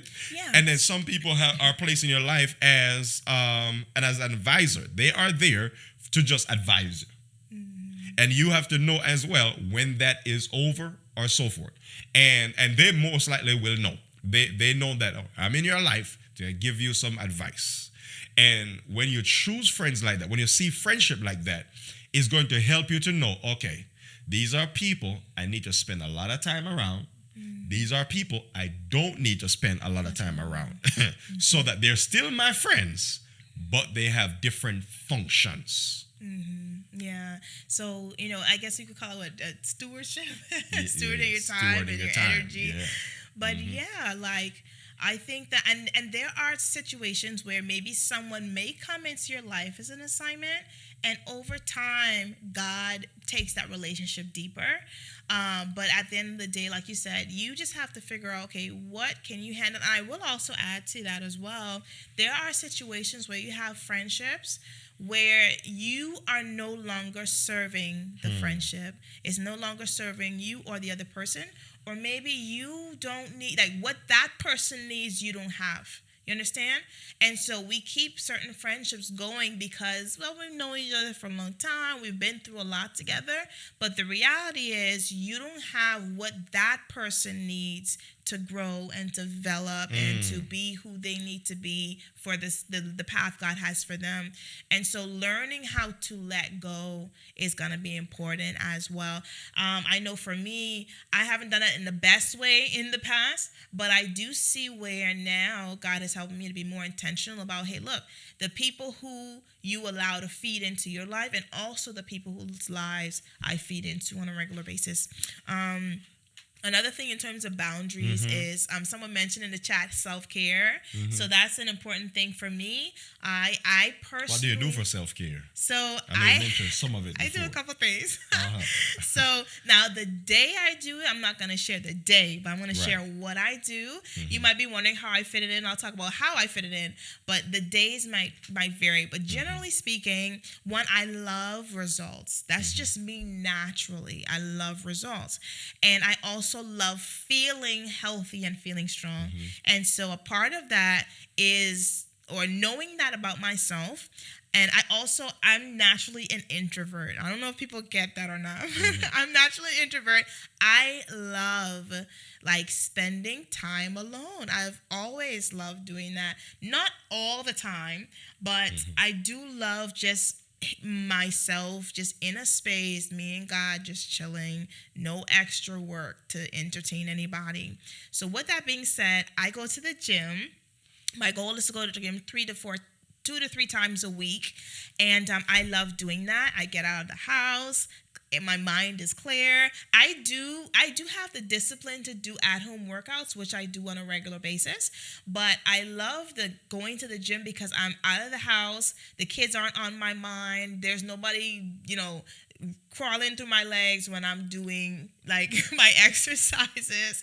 There's nobody asking for water or any of that. So I get to go out and just focus on myself. I can think through my thoughts a lot clearly, and just kind of work out, sweat a little bit, and reach my goals. So I feel strong. I feel like my body looks good. I feel like I'm not like, my mind isn't cluttered with a lot of things, and so I do that.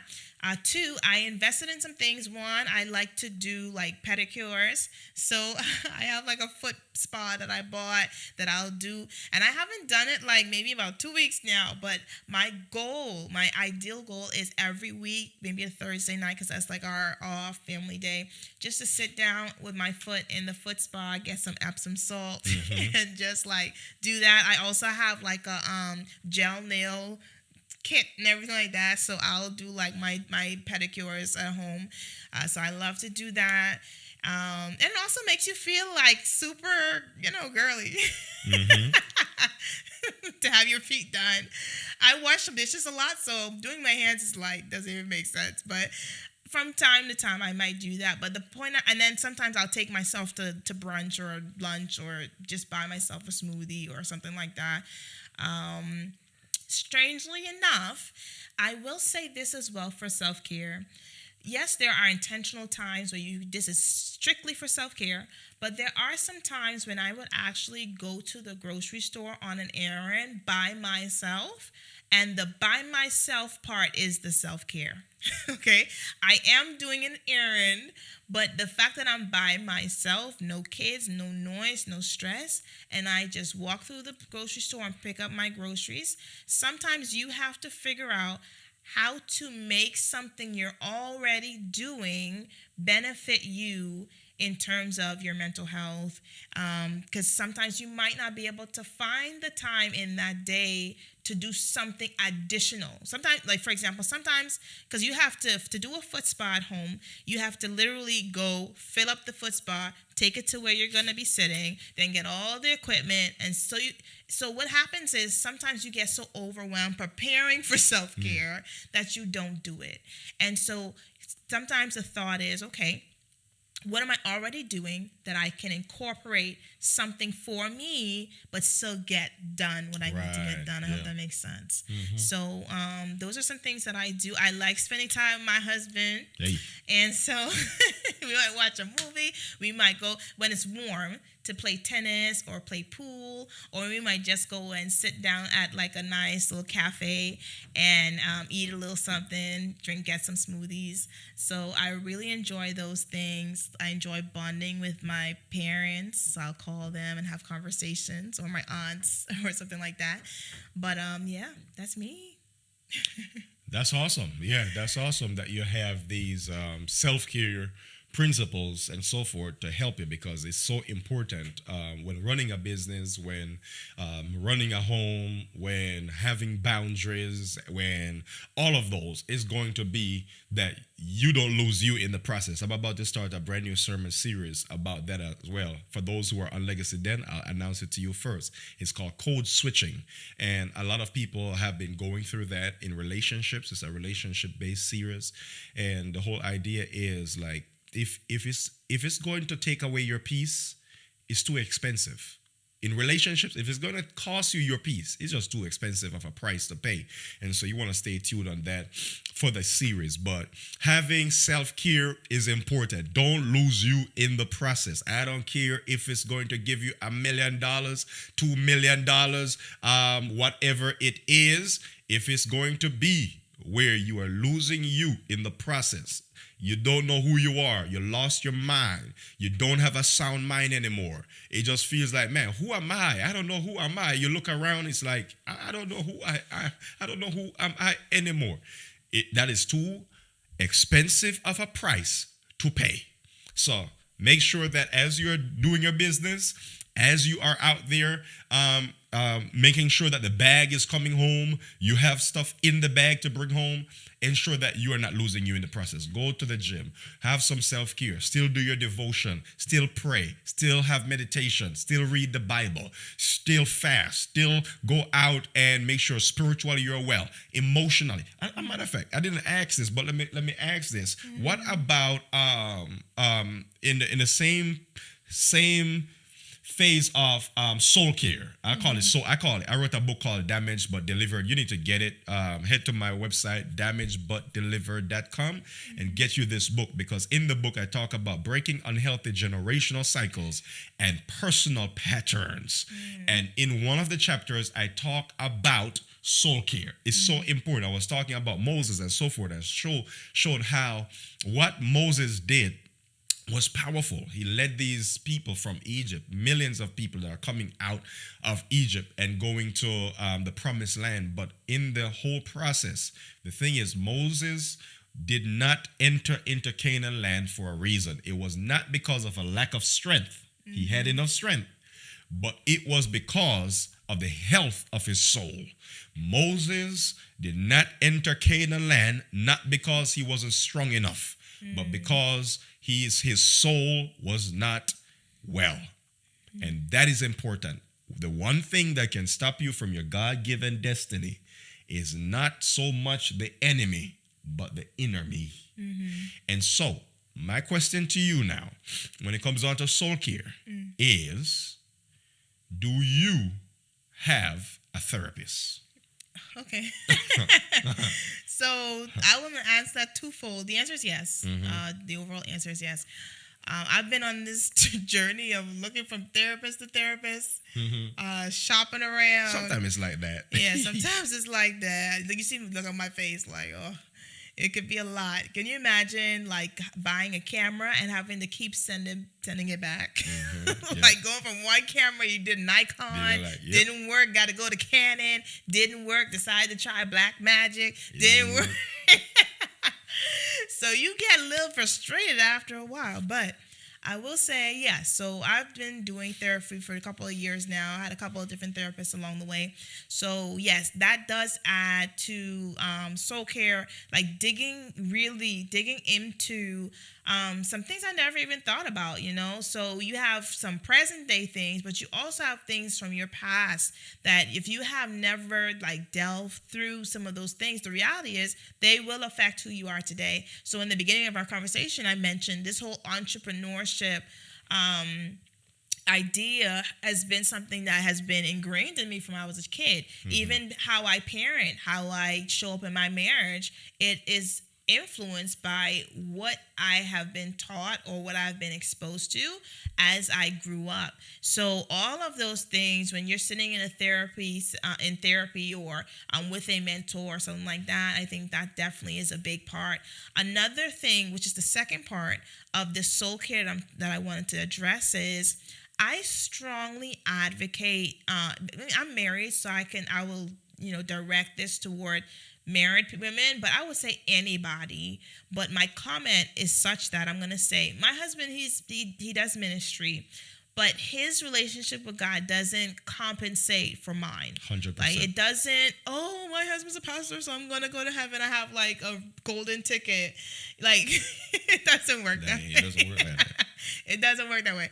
So like every day I have time carved out with like the Lord, prayer, maybe singing some songs, reading some Bible verses, and oftentimes, I will accompany my soul growth with a book as well. So, for example, if I'm learning about forgiveness, if I'm learning about how to rear my children, if I'm learning about God-centered marriage, if I'm learning about truth, or learning how to grow in trusting others, all of those are things I would consider, and I would have a book that accompanies me on my journey every day that I go to, and I might read in the evening, or read it after my devotion, or read it in the middle of the day. My podcast, I wouldn't even say my podcast, but the things I listen to are important. I don't like to be sad all the time, so I'm not listening to sad, depressing music. I don't like super loud, high energy stuff all the time, because it throws me off. I work best and I'm most effective when I'm calm and when I am just in a calm, peaceful state. And so a lot of the things, and positive. So a lot of the things I let into my ear, a lot of things that I watch are consistent with that reality that I want to have. And so that's the second part when I talk about the soul care. Therapy, yes, but also if I'm in therapy and I go home and I listen to a bunch of depressing music all day, then I'm literally it's counterintuitive.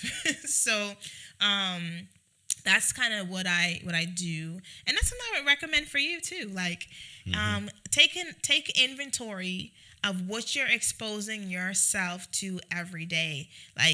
The Bible talks about by beholding we become changed, and we often use that in, Christian context. But I do believe the things you behold regularly in using your senses, you will become changed in some way in that direction. So I'm listening to things that feed the mindset of the woman I want to become.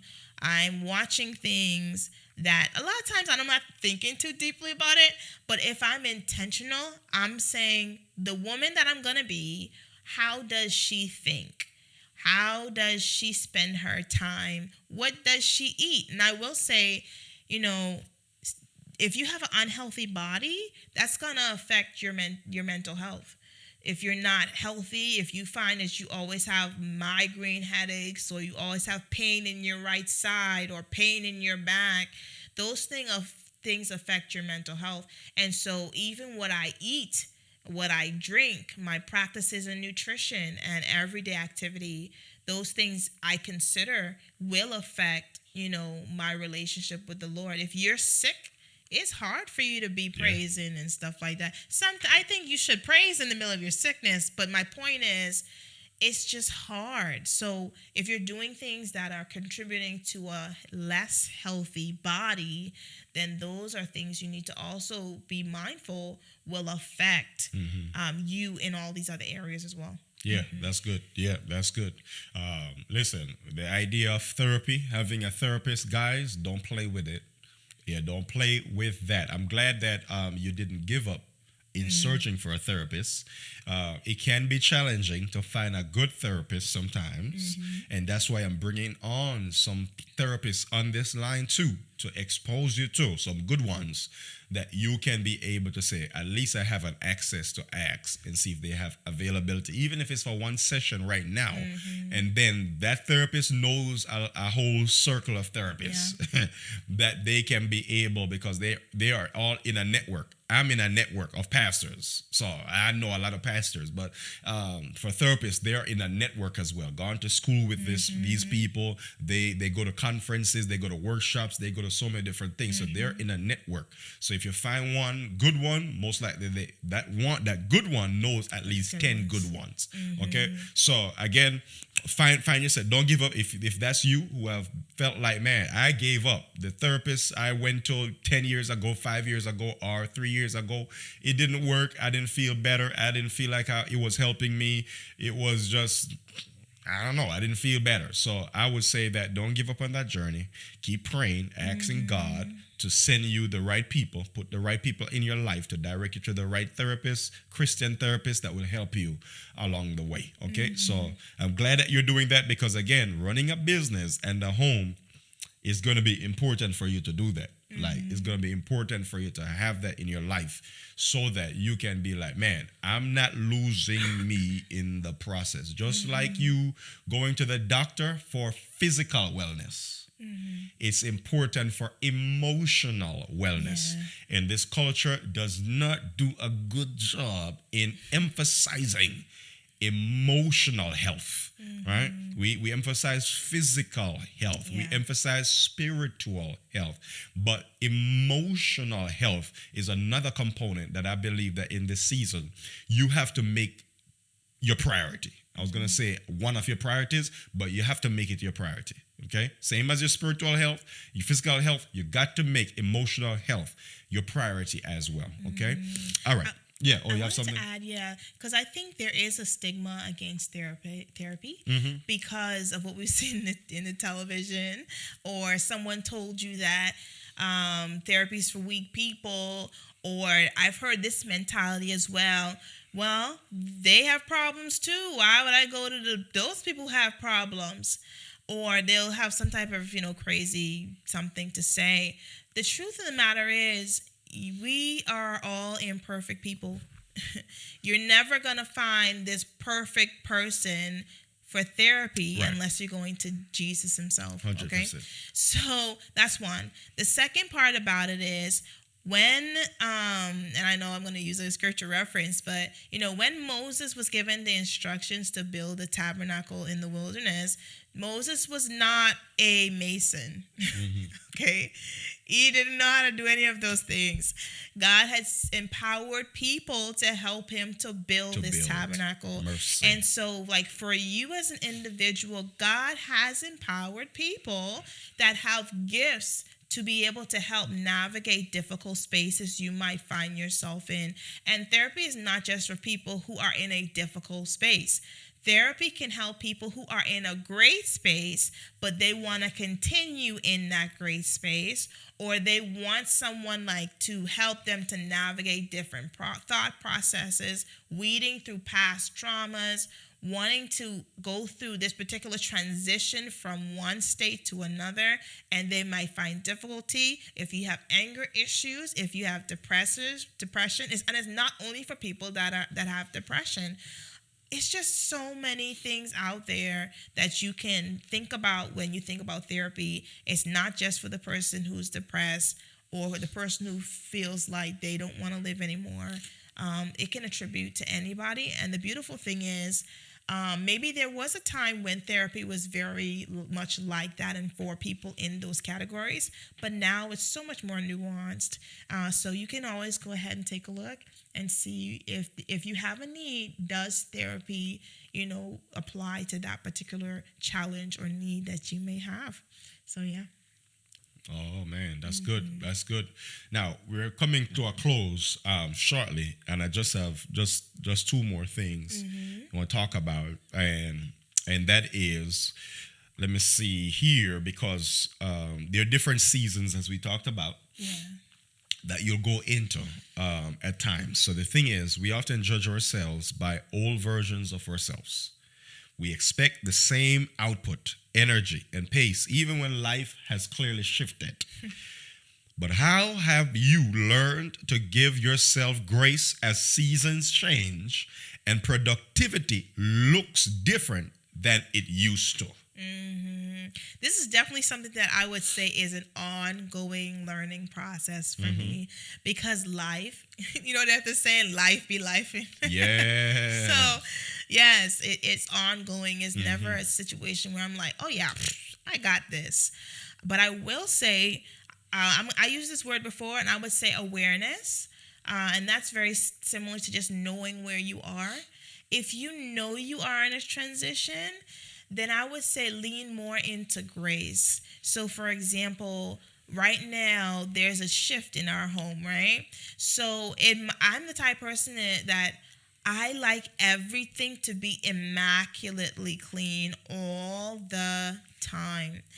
But I also have 3 kids under 6, and at some point, 3 kids under 5. And so I cannot have the same expectation for myself in a season where I have no kids at all And as I have in a season where I have young kids who are all over the place, moving things around, you know. So one, I would say awareness, and you can have a practice of awareness every day. Like, what am I feeling right now? How is my day going? Or how did my day go yesterday? What were the challenges that I faced? And I do think that that awareness of understanding where you are, where your spouse or your partner is, that can help you to say, okay, because I know that this is where I am, this is how we're going to move forward. To help with some of the tension you're going to have. Right. I think one of the challenges people have is that they think that they shouldn't have any problems at all. Right, yeah. Right? Like, if I have problems, this is a problem. My marriage is not healthy if this is going on. Look, if you're human, you're going to have a problem. So the presence of problems just is a short indicator that you are a human being and you are alive. Dead people have no problems, okay? So I actually would prefer to be on the other side with the problems, because at that point, now I can figure out how to deal with them. So yeah, awareness is number one. Mm-hmm. And then once you are aware of what's going on, if it's just you and you're single, then okay, praise God. Where are you? What's going on in your life? And then how are you feeling? Because awareness is not just what's happening. It's what's going on the inside of you. So how am I feeling? What am I thinking? What's a thought that's constantly recurring over and over and over again? Where's the thought coming from? Does that govern how I'm feeling, right? All of these things are considerations when I say the word awareness. But the point I'm making is, once you're aware and you have an idea of what's going on, now you can pivot and say, okay, for today, instead of me trying to take 10,000 steps, I'm probably just going to do 5,000. I'll be grateful if I can get 5,000.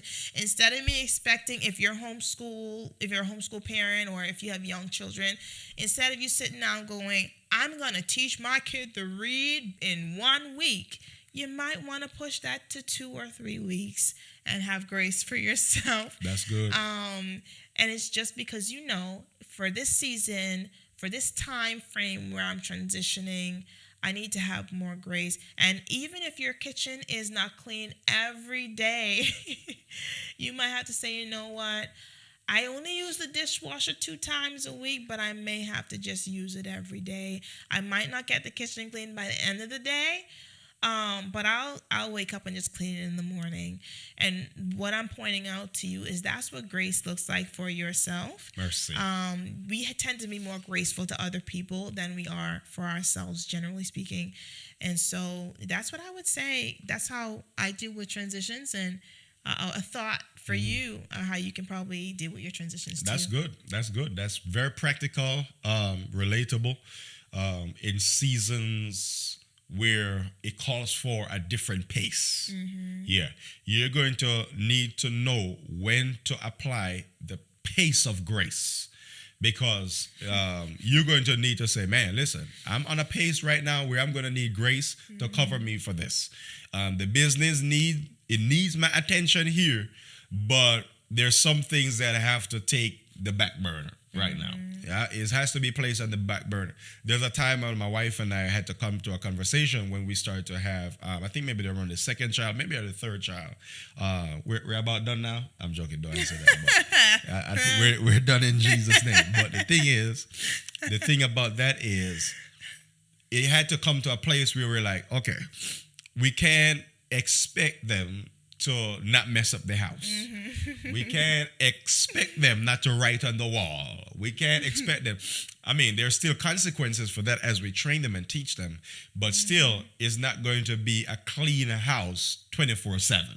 It's not going to be a clean kitchen 24/7. It's going to be where we have to give ourselves grace in the season to say, it's okay to have a messy house today.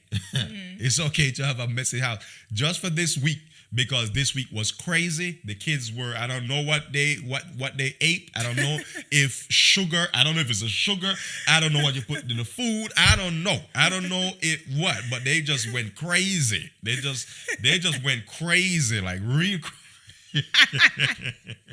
They just went real crazy, and we're just gonna need grace this week. Unless if we don't give ourselves grace, We go crazy too. we're gonna go crazy too. And that's the thing that you have to just understand. Okay, I'm in this season. I'm gonna need some grace for this, lest I lose my mind. I'm not gonna forget the house right now. Forget their room right now.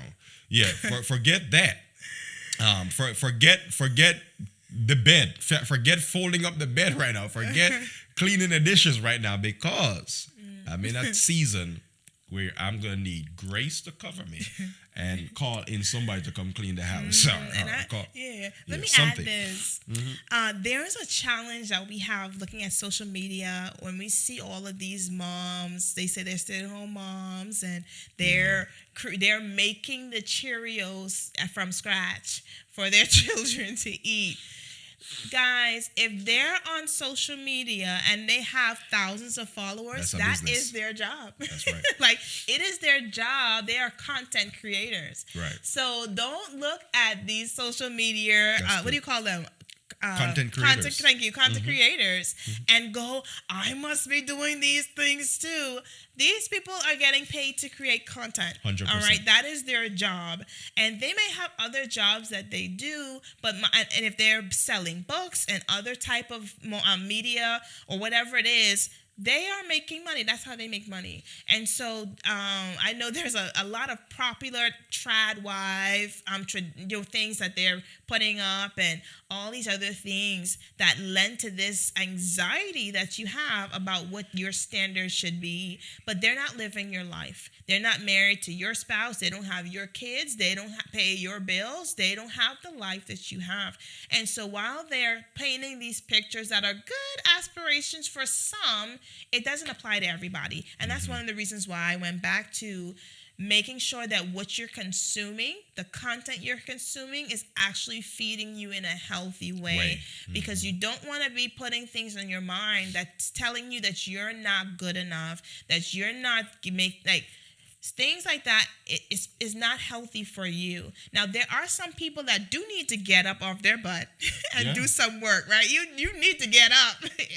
But generally speaking, my point is simply that you have to be realistic in your expectations.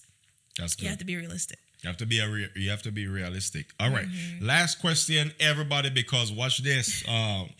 This is gonna seal everything, because we often judge ourselves, and we know that, and we don't give ourselves grace, and we don't go based upon the pace of grace. We don't live our lives based upon the process. We want the platform.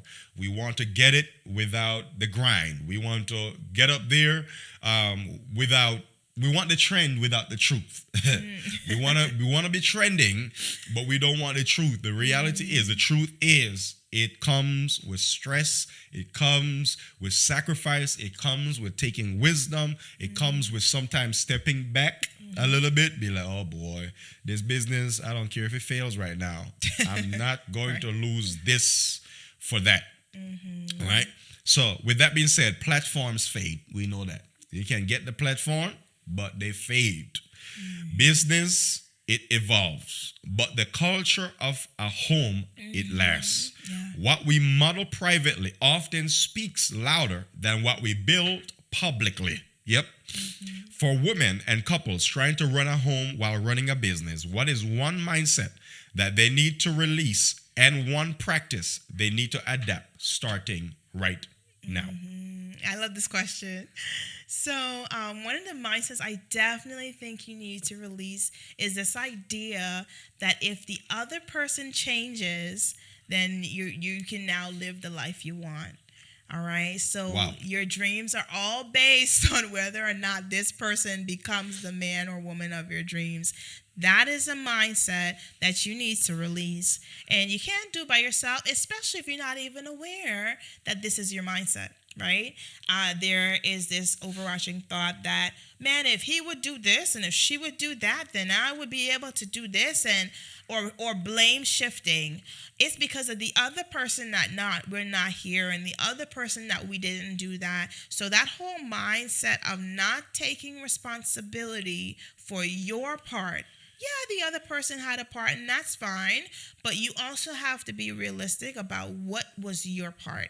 And so that's one of the mindset I would say definitely you need to release, and that I would pray that the Lord will help to really reframe so that you realize that honestly, if I were to use the phrase put yourself first, which I wouldn't, but if I were to use that, I would use it in this context. Put yourself first in the sense of you need to change first. Okay? So you're not focusing on the other person changing. You're focusing on you changing. So if you're passive aggressive, if you're somebody that will want one thing behind closed doors but run away from confrontation, if you're somebody that like you have goals but you haven't reached them because you're waiting for other people to change, then that's an area that you need to change in. There might be some things about your character, your habits and practices that need to be adjusted. So definitely that will be number one on my mind. Stop shifting the blame to everybody else and focus on changing yourself. And what I find is that it's hard to be in a presence of growth and development and not want to change or not feel some type of tension, So generally speaking, when you're in the vicinity of growth, everything around it reacts to that growth. And you have two different reactions. Or three. You can have people that like, wow, I love that, and they want to grow too. Yeah. Or you can have people like, oh, this is uncomfortable. Let me move away from that. And it's okay for both to take place. It's okay to have people in your life when you start to grow that say, I want to grow too. And it's also okay for you to have people in your life that say, you know what, I'm going to step back a little bit. We might not interact as much because your growth makes me feel uncomfortable. Both are okay. Both are healthy results of your growth, but you need to focus on your growth and your development.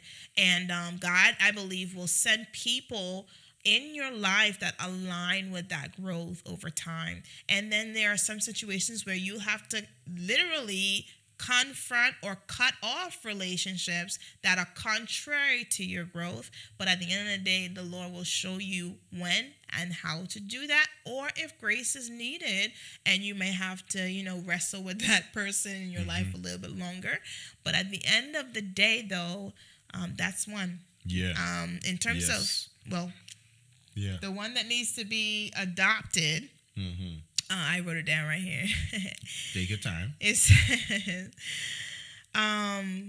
adopt personal or individual clarity. That's the thing I would say you need to adopt.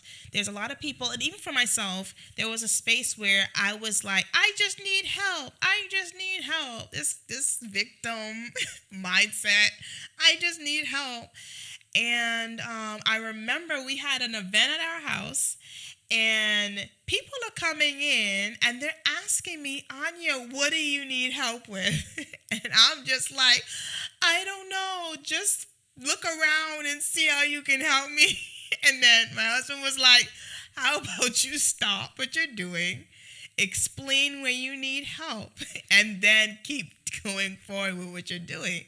And for some reason in that moment, it felt so hard to stop what I was doing because of whatever story I was telling myself. Maybe the event will start and it still won't get done, and I'm going to spend more time explaining where I need help rather than just keep working on doing it myself. It was just whatever story I was telling myself. It made it so difficult to communicate where I needed help. And so the reality is, very few people can help you if you don't know where you need help. And so you need to work on clarifying what does Anya need What do you actually need, so that when people come into a space that have the ability to help, you can clearly articulate what it is you need help with, what they need to do, so that you can actually get the help that you need. And so that clarity begins with really sitting down and, like I said, hashing it out. What do you need spiritually? What do you need emotionally? What do you need relationally? What do you need when it comes to, taking care of your children? What do you need when it comes to taking care of your house and your home and your business? And that way now you can figure out what are those needs that only I can provide? What are those needs that I can outsource to other people? And then what are those needs that actually aren't needs? I just think they are. But they're just adding stress, and I can probably do away with that need for now. And so that's what I would say. That's good. Is something to adopt. That's good. That's good. Mm-hmm. Listen, this was rich. I appreciate you coming on and blessing us. Oh, yes. Oh, yeah. You'll be back. You'll be back by God's grace. Listen, man, running a home while running a business. This was fire. This was super duper practical. It was not sugar coated. It was real life stuff that you were able to share today, and you broke it all the way down so that we can take away knowing that if I'm going to run a business, or if I'm running a business, other people who are doing it are having some of the same challenges, the same real stuff I'm going through. It's not escapism as social media makes it look like. Like, if I'm starting a business, I'm going to escape my problems. I'm going to escape insecurity. I'm going to escape the void. I'm going to escape all of these things. No. Real life is you have kids. The real life is the house is going to be a mess sometimes. The real life is the business might reach a point where it takes off or it doesn't take off, becomes stressful. You might need to outsource some stuff. That's a real life. That's a real life. It's going to cost you to stay up some nights late. It's going to cost in some areas. You just have to identify what will be the thing that, if this business is about to cost that, I'm not willing to take that risk. You have to write that down, take notes, and say, I'm not willing for it to take away my family. I'm not willing for it to take away my peace. If it's going to cost me that, peace out. I'm shutting down that business. Forget it. So you have to know those things. So those are the real life situation, guys. Running a home while running a business. This is what we brought down, and here it is. We have some reflection things that I want you to write down and get, because we want you to really put into practice these things that were talked about. So, running a home while running a business, a pattern breaker resource. I put this resource together that you can go and find right now on my website by just scanning this QR code. Take a picture of it, screenshot it on your phone, whatever you need to do to get it, but you are going to need it so that tonight when you're going to bed, or if you're watching this in Africa, this morning while you're going to work, or while you're relaxing at your home, you need to get those reflection questions, write them down, analyze things, answer those questions, reflect, so that it can help you to get to the next level. Now, we have different individuals that are coming on week after week. I want you to get more reflection guides here by scanning this QR code. We talked about developing emotional health last week. So I want you to scan that. Go back to those notes. If this is your first time, go back to that as well. On future notes that are coming on that are going to be reflection guides, that's how you can find those things right there. So guys, listen, Legacy Den. Legacy Den is the place where we are doing some great things to help you to go to the next level in what God has in store for you. I hope that this was a blessing. Hope that this added value to you. I learned a lot from you. I learned a lot you sharing about the journey, the process that you're in running a home and running a business. I'm glad to do life with you and all of that. You are a great support to me, a great support to me as a person, as a husband, as a pastor, as you name it. I'm thanking God for what God has been doing in our lives. It's never been easy. It's always challenging, but that's what we signed up for. Yeah. We signed up for the challenge that we grow together. We go through the hard fight together. We go through the hard lessons together. We go through the weeping, the tears, and all together, the stress, whether it's failing at the business, building another one, because starting out, it was rough. Building up now, so sometimes we fail. Buying wrong equipments, I have to send them back. Taking a loss on certain things, like, oh boy, this doesn't serve us now. But it's just sitting down here. Put it up on Facebook Marketplace. Not a big deal. Sell it. Let's keep going. Keep going. So all of these things we had to navigate and learn, and still learning and growing. And guys, listen, thank you for rocking with Legacy Den. Please subscribe. Please like and share. And get yourself the book, Damaged but Delivered. It is something that's going to be a blessing to your life. Peace out. Until next time. Legacy Den. Share it with somebody. Bye-bye now.